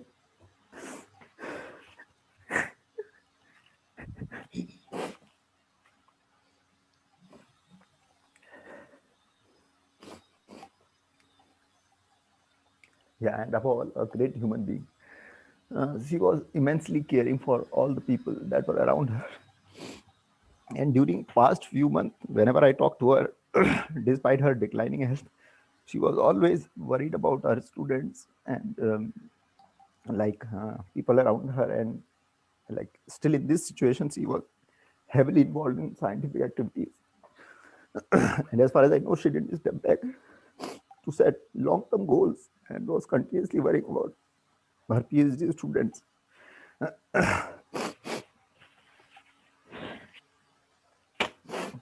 And she gave me always like very honest advice for when I was doing my job hunting in India. Yes, and yeah, if I remember my academic journey with her, that dates like 14 years back. This started in 2006, and I remember when I approached her after a lot of hesitation, uh, uh, because of her virtual, like very strong personality, which you will get during your first encounter, as Divya said. Yeah, this was like really intimidating, and it was the same experience for me. Like whether should I go her, ask her, or should I join somebody else? And once I approached her, I realized it's completely different scenario. She's a completely different kind of person from inside. Like in spite of her strong appearance in the outside world, and yes, and this was like amazing experience for me, because once I started my PhD, then every day I realized she's a very soft person, very caring person, and yeah, was ready to help you anytime, whatever, whenever you want. And I still remember my few months in the lab, um, when I was still learning uh, to assemble a vacuum system. And at that time, during my first attempt, I burned an ionization gauge when I was assembling a new vacuum system. But her response was, okay, Deepak, now you will never make this mistake again, because now you have learned how to assemble an ultra high vacuum system. That was her way to teach things, like to allow people to make mistakes and learn from their mistakes and become very strong and independent. Yeah, so for me, when this news came from Mrs. Meena, this was very shocking, and I felt like one of my strongest connection to Indian scientific community is broken, and this was a very emotional feeling for me. And I think she created an atmosphere of free thinking, an intense scientific argument, and deep analytical thinking in the labs and also outside. Yeah, and I remember her with a very heavy heart today, and always feel her presence. And with that, I should stop. I cannot say much more, but I can say one last thing, that one last thing I would like to say definitely. Yeah, when I joined in the very beginning, I was from very small village, and I had hesitation in even talking and speaking, and she made me very independent, and that's why I'm here today. Thank you. Thank you, Deepak. Thank you, Anju. Thank you. Thank you. So I now request Sujata, member Electronics Engineering Group, who worked closely with him on the BCI project, to say a few words. Sujata? Audible? Yeah, you're audible. I'd like to express my sincere condolences on the passing of Raman. She would always be remembered as a great mentor and a person to approach during any dilemma I had. My association with her started from 2012 when I got into the BCI project. wherein I didn't know what's an inkling of the concepts over there. Like, she encouraged me and she motivated me in all the theories or the concepts what it had. Like, her humbleness and her calmness, she'll be greatly remembered for that. And I would always admire her way of interpreting the ideas in a very simple and effortless way. This is what instilled confidence in me by she provided me the exposure to work with the state of art devices in the lab. That was the key factor, like, which enabled or trained us to conduct the experiments in neurosciences, which was very new department for me. I would like to quote an instance which will really prove her warmth towards her team players. While conducting clinical trials at the proposed location, Hema ma'am, she arrived to check on us. She sensed we were not comfortable. Immediately, she arranged an well-equipped lab and she placed us where it was conducive for us for conducting the experiments. So this was her kind of sense where without we expressing anything, she would like sense us. So BCI team would strive to keep her thoughts alive. We cherish her forever. Thank you all. Thank you, Wanda. Thank you. Thank you, Sujata.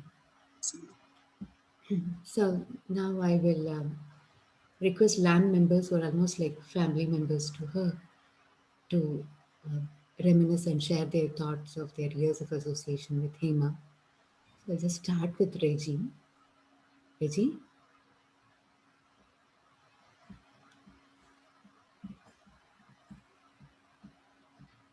Reggie, you're muted, Reggie.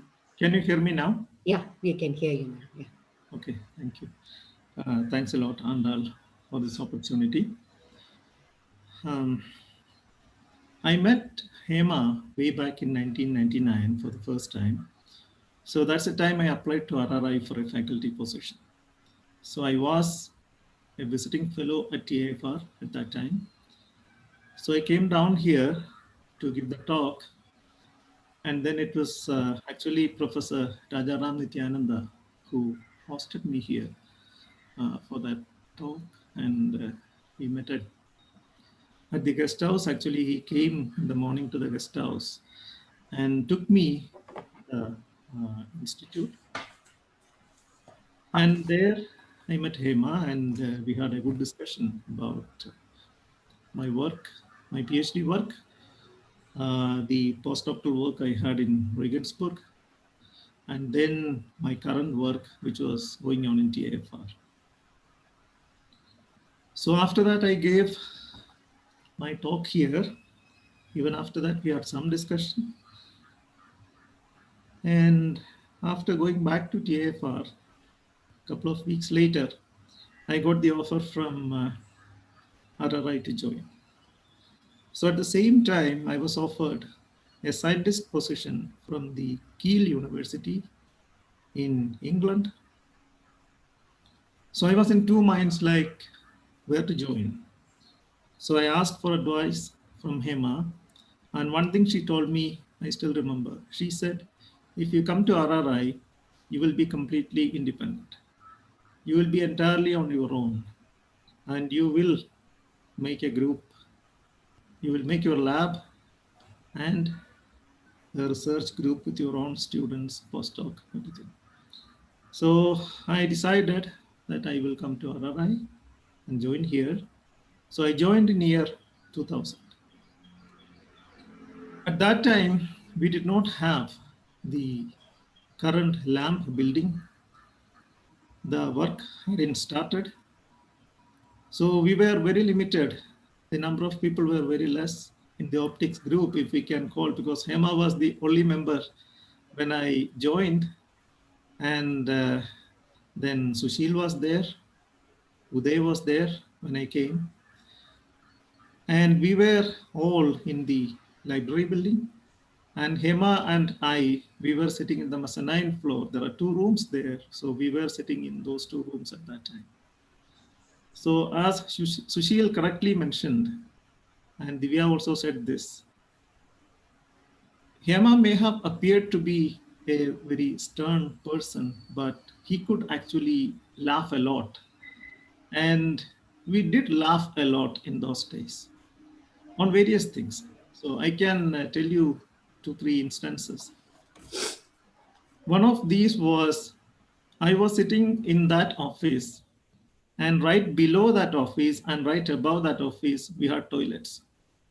So somehow people used to think that my office also is a toilet. And people would just rush in. I'm sitting inside my office, and then people would rush inside, somebody with a lot of urgency, in fact. And they would be really shocked to see me setting up an office in the toilet. And I mean, both of us, I mean, I too had a lot of bewilderment. So when I told about this to Hema, the first time, she laughed like anything. I hadn't seen her laughing like that before. And she gave me a solution. She told me, you can do one thing, Reggie. I asked, what is it? You write toilet on your door. So I was shocked. How can it help me? I mean, it works exactly the opposite way. Then she said, you have to add 2 more words before that. So I asked what? She said, in big letters, write not a toilet. If you do that, nobody will come. So similarly, then we bought the femtosecond laser system together. It was actually in both our names. So Spectrophysics offered us on-site training in Mountain View in the factory. So we both went for the training. I was just married at that time, and both Hema and me applied for visas for our spouses, but for some reason, Hema did not get the visa for Ramachandran, but I got the visa. So this also was something later on we would joke about. And then that was the time the lamp building was being built. And I remember, as Suresh mentioned here, Hema spent a lot of time with Suresh, lots and lots of time, looking into every detail.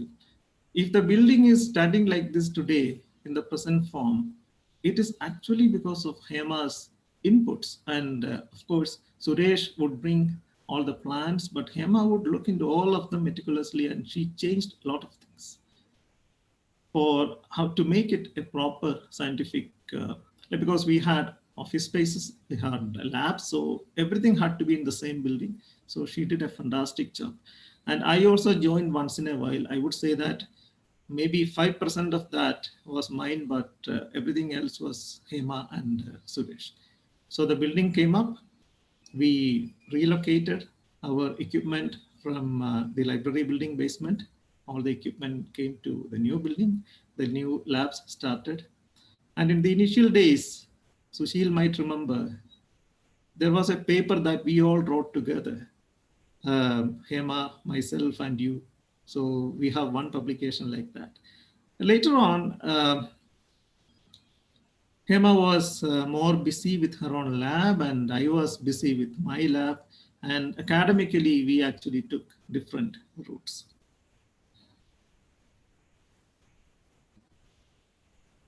Remembering Hema, I find her, as all of us know, she was very meticulous. She looked into the detail of each and everything. She would not let even a very minor detail pass without her attention. She was very steadfast, very confident, and she also had a lot of willpower.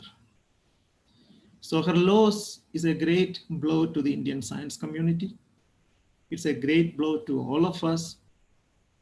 I remember just on the previous evening of her demise, I had a telephone talk with Ramachandran. We spoke for something like 15 minutes, and that was the longest ever phone call I ever had with Mr. Ramachandran. And he told me in detail all the medical situation, everything. And even on the following day, a test was supposed to be, but then Hema didn't wait for that. She left us that night itself. So this is a big blow personally to me also, because when I joined RRI, She was the only person in the optics group to look up to. She was my only senior. So personally, it's a big loss for me. My condolences to everyone in her family, and thanks a lot for listening to me. Thank you. Thanks, Reggie. Thanks. Thank you. Sadiq? Yes, I'm here. Yeah. So, good morning, good afternoon, everyone. It is a very sad occasion, and I would first like to start with offering my condolences to everyone who has been associated with Hema, of course, the family first and foremost, but in some sense, we are the scientific family that, or rather, we are the science-enabled family that Hema had, and it's it is a hard day for every one of us. So the important thing is, and what has been, I mean, a lot has been said, various facets of her life have been remarked on, and a lot of personal anecdotes. And yes, we can fill volumes more with those. Let me add a couple of impressions to what has been said, because without trying to repeat things, one of the most important things that has been achieved, in my view, by Hema is that she has been a pioneer, and the pioneering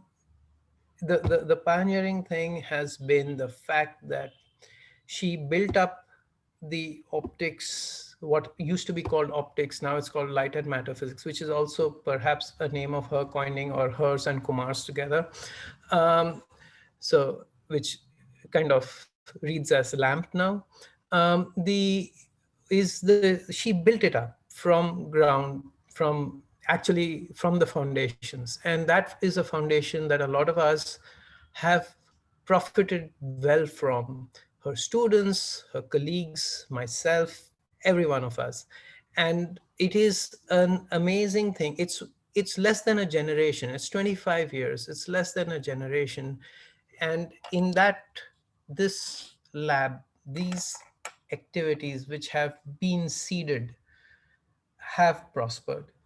Her own and the rest of ours have together prospered. It has become a big dynamic group with a lot of potential and a lot of room for more advancement. And this is something which will always be something that she can lay claim to. So even though she has passed, her influence will ripple on through time, through our efforts and institutions like the Raman Institute, which has kind of really hosted us all. So the thing about Hema that I remember very fondly actually is, I mean, she was one of the sharpest witted persons that you could find actually. And I mean, Reggie alluded to her response to his urgent situation, but there were plenty more.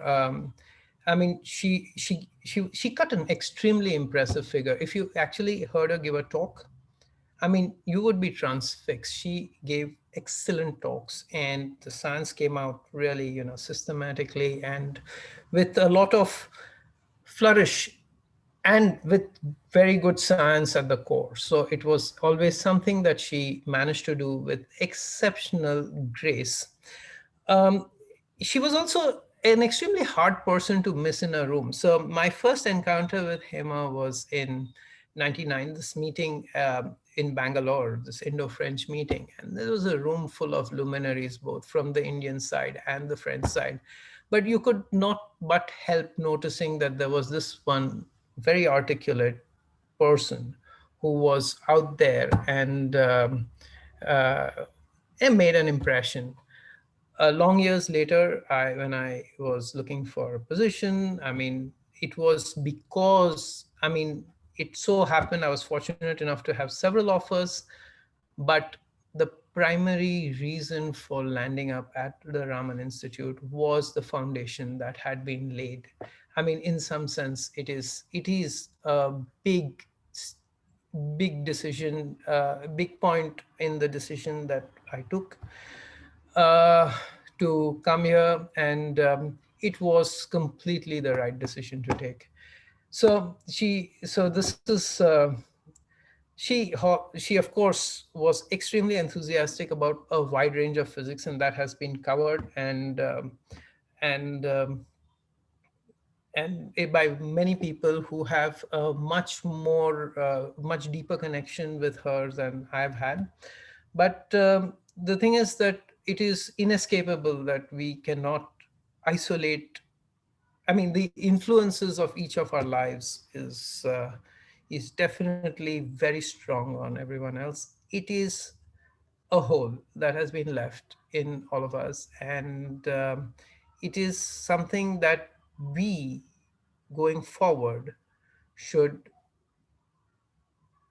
I think the best tribute that we can pay Hema is to take things forward, to make this class of stuff that she was passionate about grow to a point where everything is to greater and greater heights with every passing year and so on. And that is what, at least I think, I and I'm sure my colleagues will definitely endeavor to do. It's the best way to pay tribute to this person who has been a very big influence in our lives. So with that, I thank everyone, and yeah, it is with a great sense of loss that I say all these things.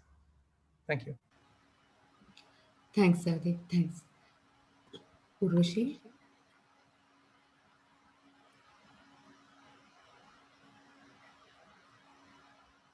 Urvashi?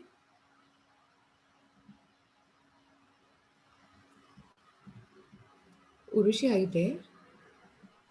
Yes, Sandra. Yeah, yeah, okay. You're muted now.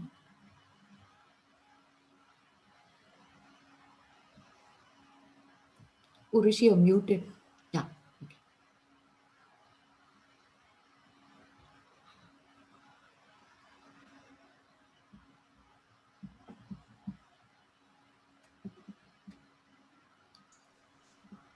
Can you hear me now? Yeah, yeah. Yes, Yeah, yes. Thanks. okay, Yeah. So it's a very, very sad occasion today, and of course a lot has been already said about our dear colleague Hema as a scientist and as a person. And in fact, over the last couple of hours, I have learned so many things as well, about so many anecdotes. It has been an enriching experience. I will also try to add my thoughts briefly here. My memories of Hema date back to 2011 when I had applied for a faculty position at RRI, and she was handling the job talk and visit and all that. It was a very difficult year for me because just before this was happening, I lost my own dad. And so at that time, I had to write to her and say that I cannot come the day I was supposed to because I lost my dad 2 days before that. And so then, she had to, again, I mean, this thing about her that people have been saying about her being very efficient came through. And, she kind of managed to postpone things and put me at ease. And so I, and so it went. Since joining RRI in 2012, I've had many pleasant interactions with her, some of a personal nature, while some related to work. So wanted to, in fact, recollect one such interaction, which is on a slightly lighter note. Like, something similar to perhaps Reggie's, so and that is another aspect which somehow we sometimes would have missed, that she, in fact, did have this very, nice humorous side and a very jovial one. And so this is the one I wanted to especially recollect today. And this happens to be related to our common love for coffee, So in fact, Hema corrected my own misconception of coffee being a bean. I used to think about coffee beans, And in fact, she told me it's not a bean, coffee is a seed. So since then, I have told many others that, coffee is a seed, not a bean. Hema was the one to point that out to me.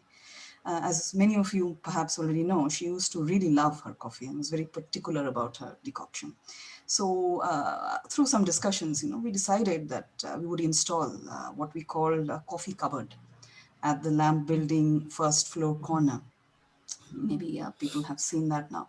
So this had a little microwave, a tiny fridge, a hot plate, some cups and saucers. She got some cutlery from her own thing, and so we kind of set this up, some napkins. So filled up a little larder there, with some chocolates, instant upma, cereal bars and the like. Okay, and so both of us would sometimes miss lunch, and to be honest, she really did not dig the RRI lunch at the canteen.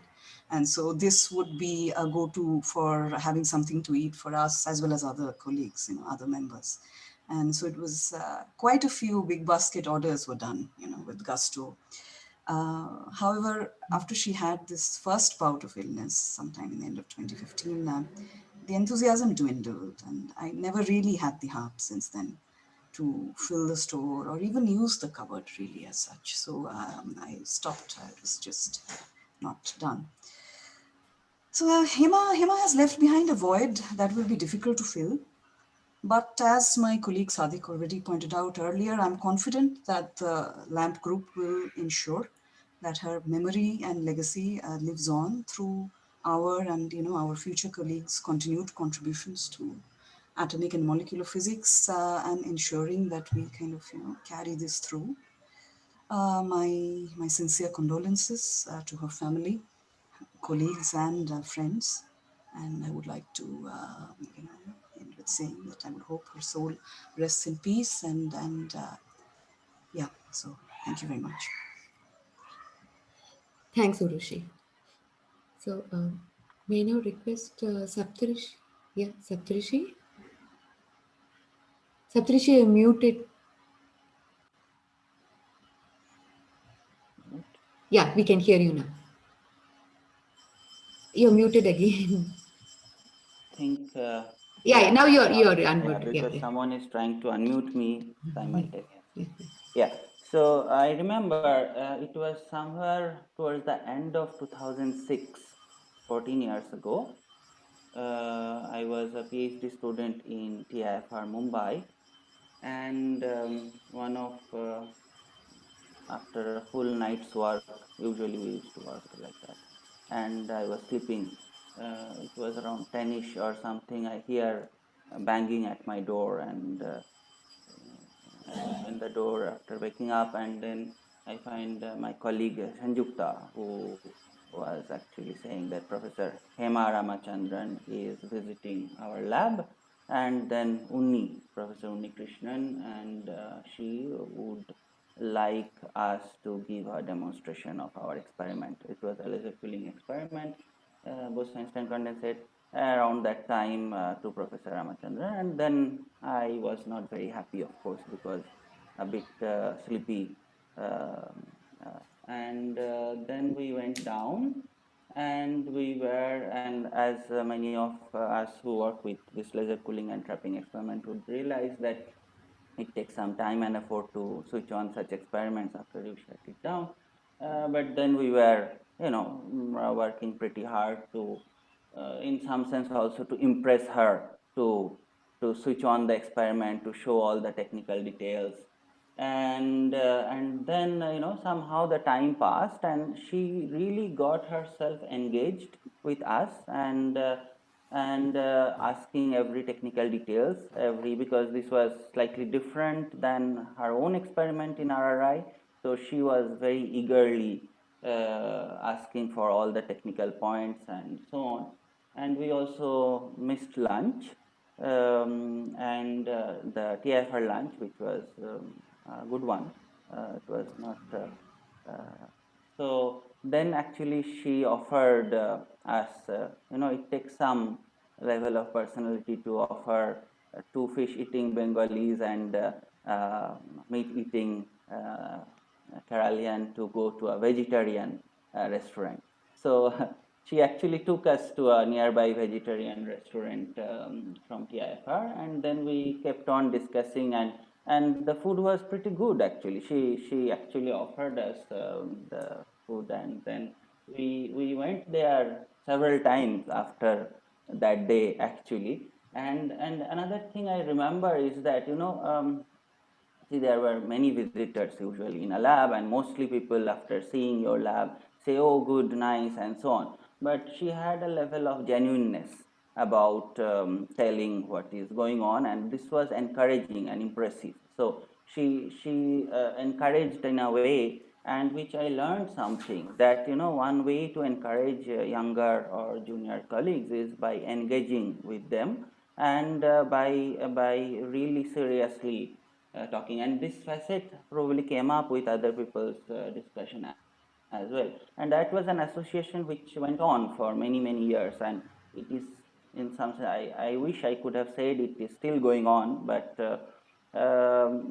you know, it went on in the sense that if she had a technical issue to ask, and she would always write or make a phone call, or, you know, and this is one fulfilling experience, because, you know, if someone is actually asking you and getting engaged with the certain level of work. So we have written papers together, we have done works together, and so on.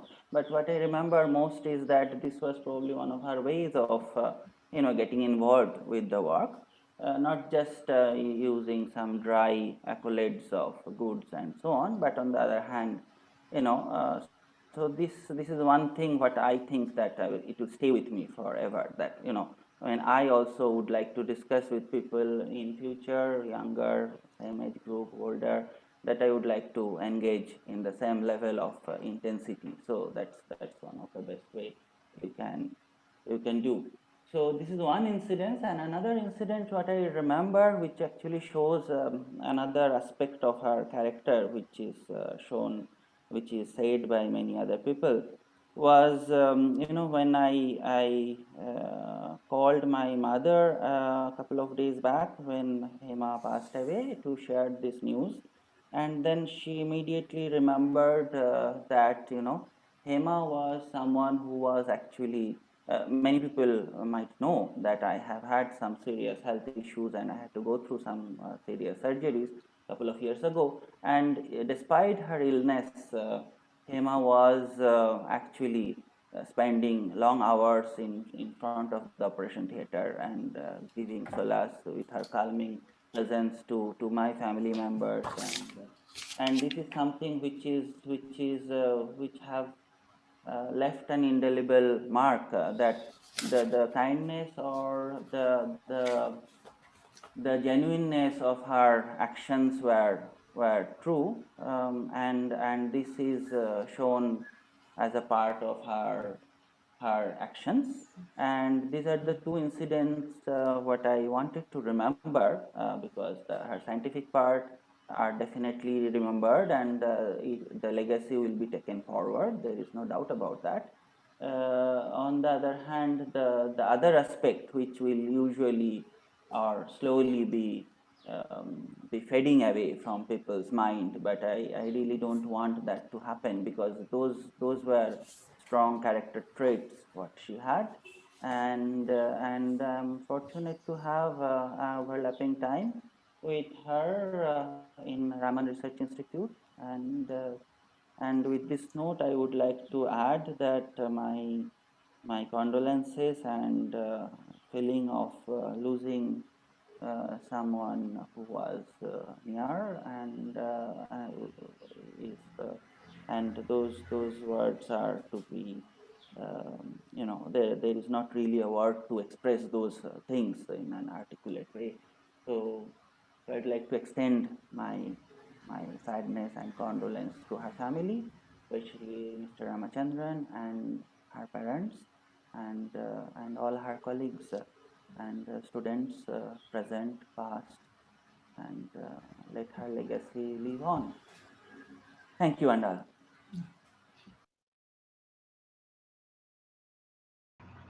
Thank you, Saptrishi. Meena? Meena, are you there? Yeah, I'm here. Yeah. Meena, you're muted.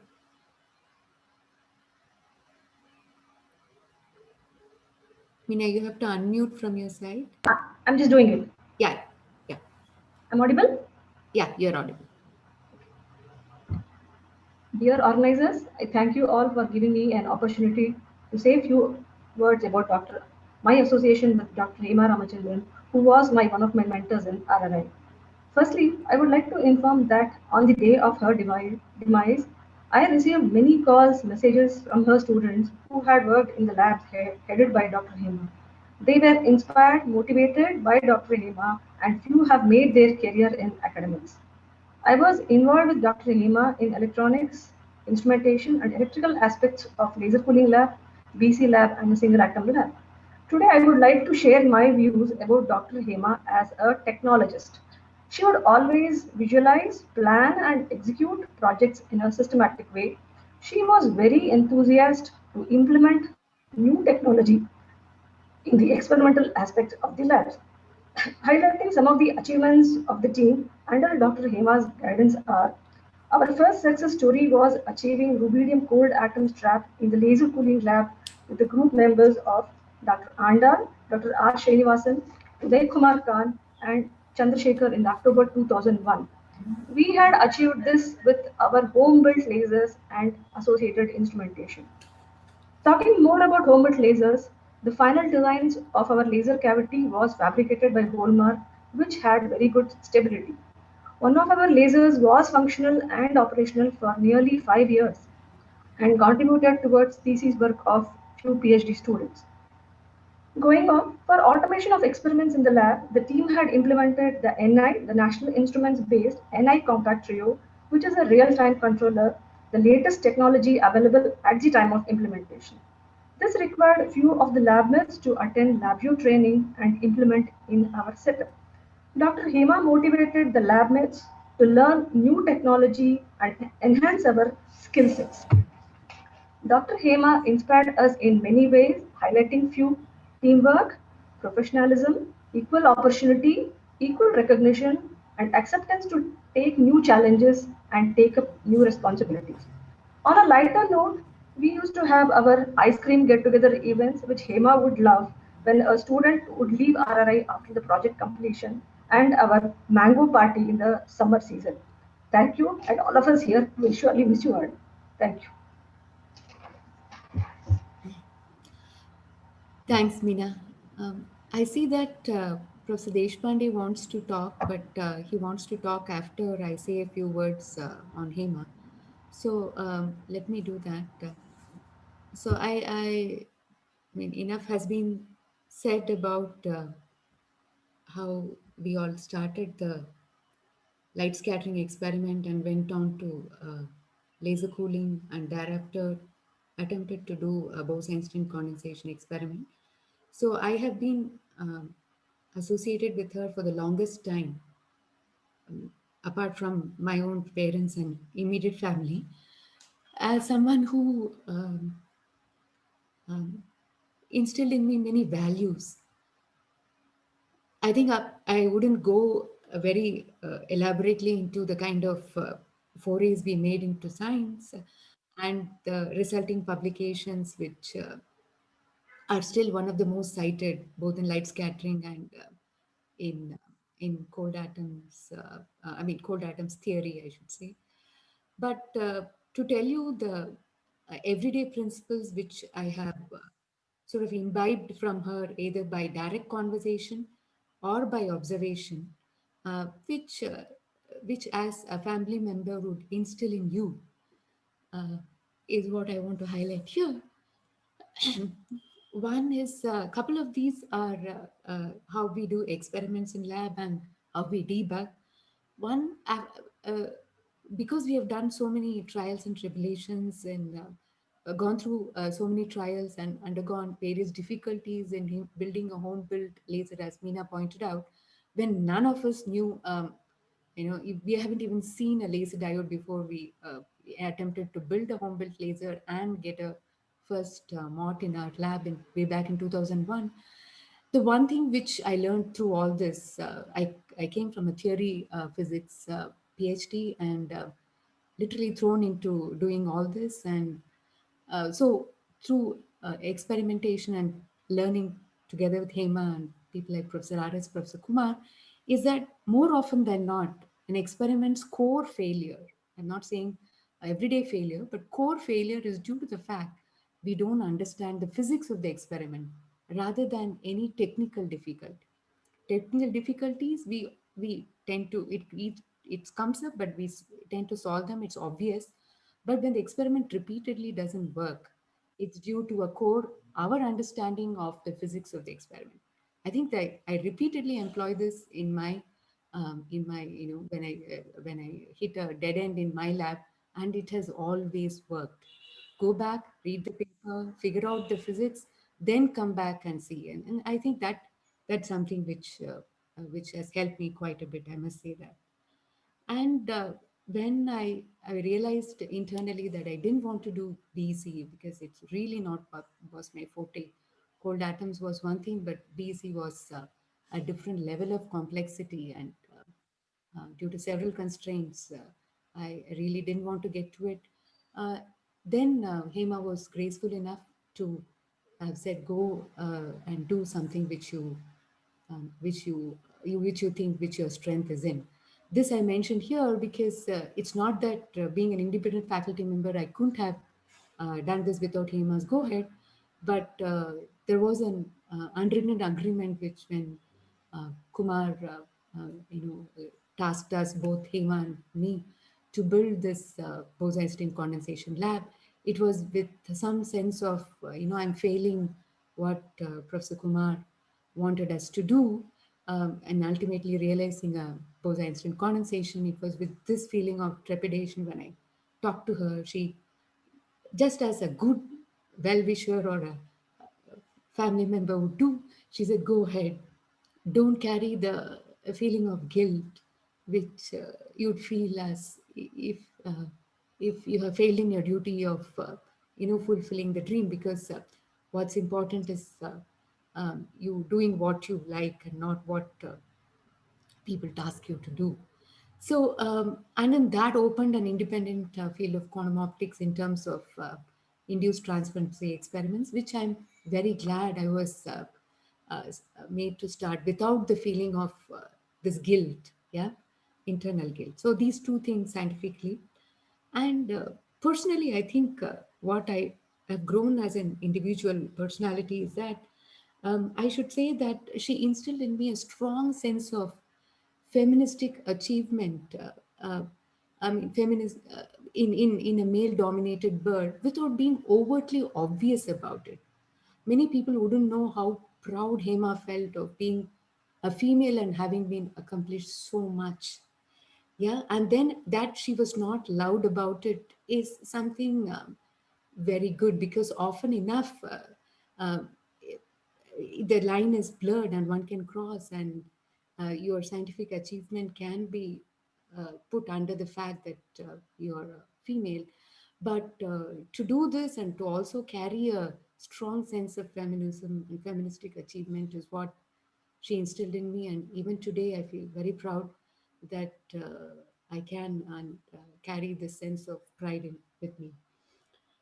And also how to limit unpleasantness in an argument. I mean, if you are associated with a person from, like I did from 1996 onwards, it's inevitable we'll have very many unpleasant arguments. And Hema taught me how to limit the unpleasantness relating to that argument, to that reason why we are arguing, and not let it spill over.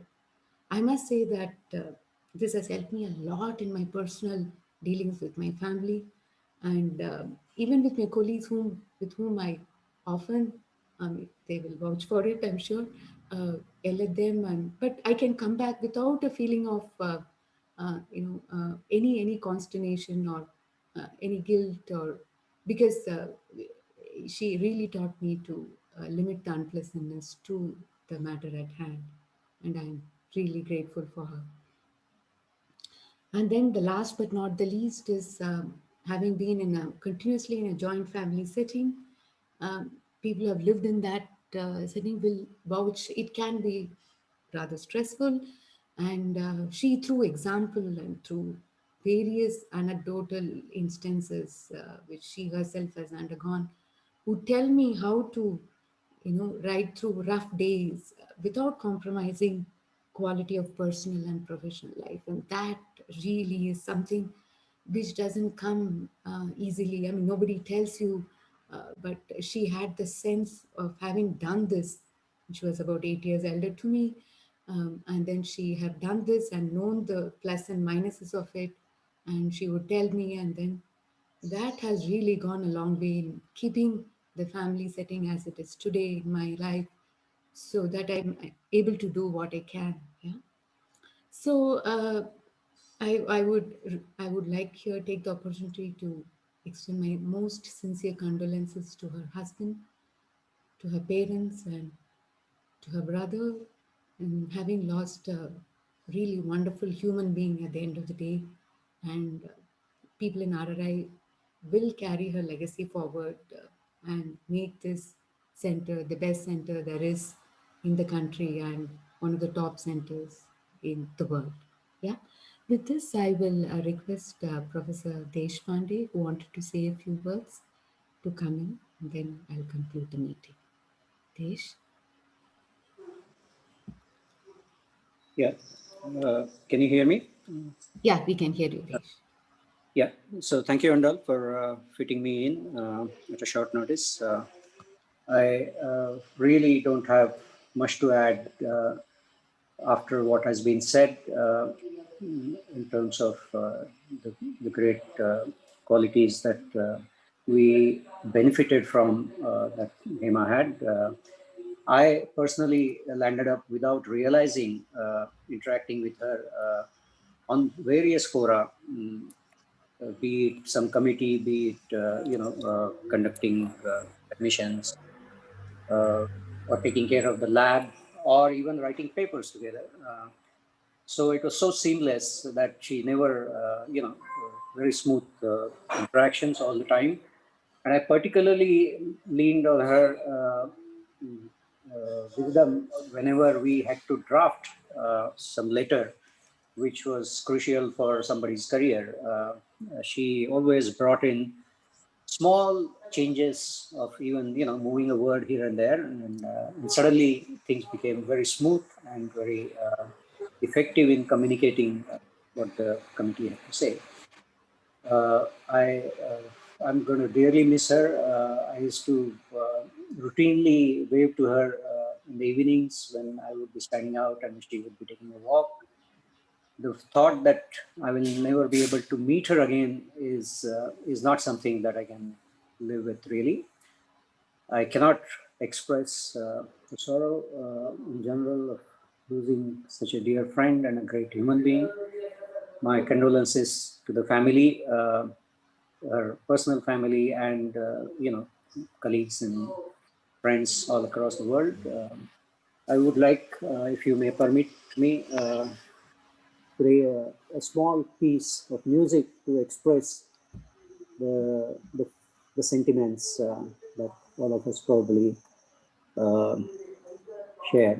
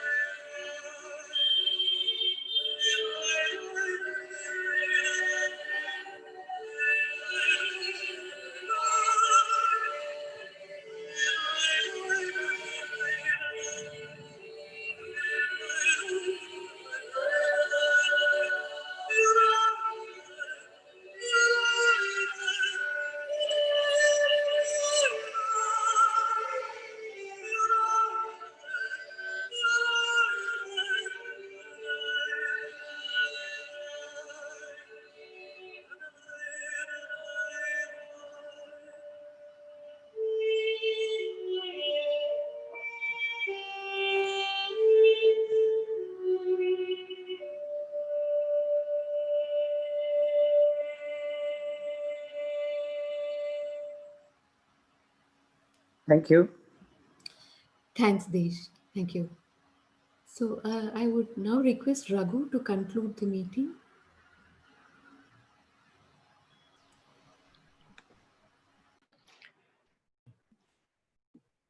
Thank you, Antal. I mean, we have listened to all the speakers and we have recollected all of our interactions and with Hema over these years. And there's no doubt that all of us feel a great sense of loss. And I think we should all take it in a positive way.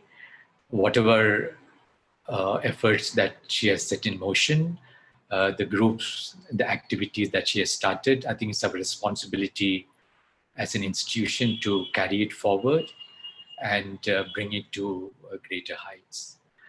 With that, I thank all the speakers and all the participants who are participated in this meeting.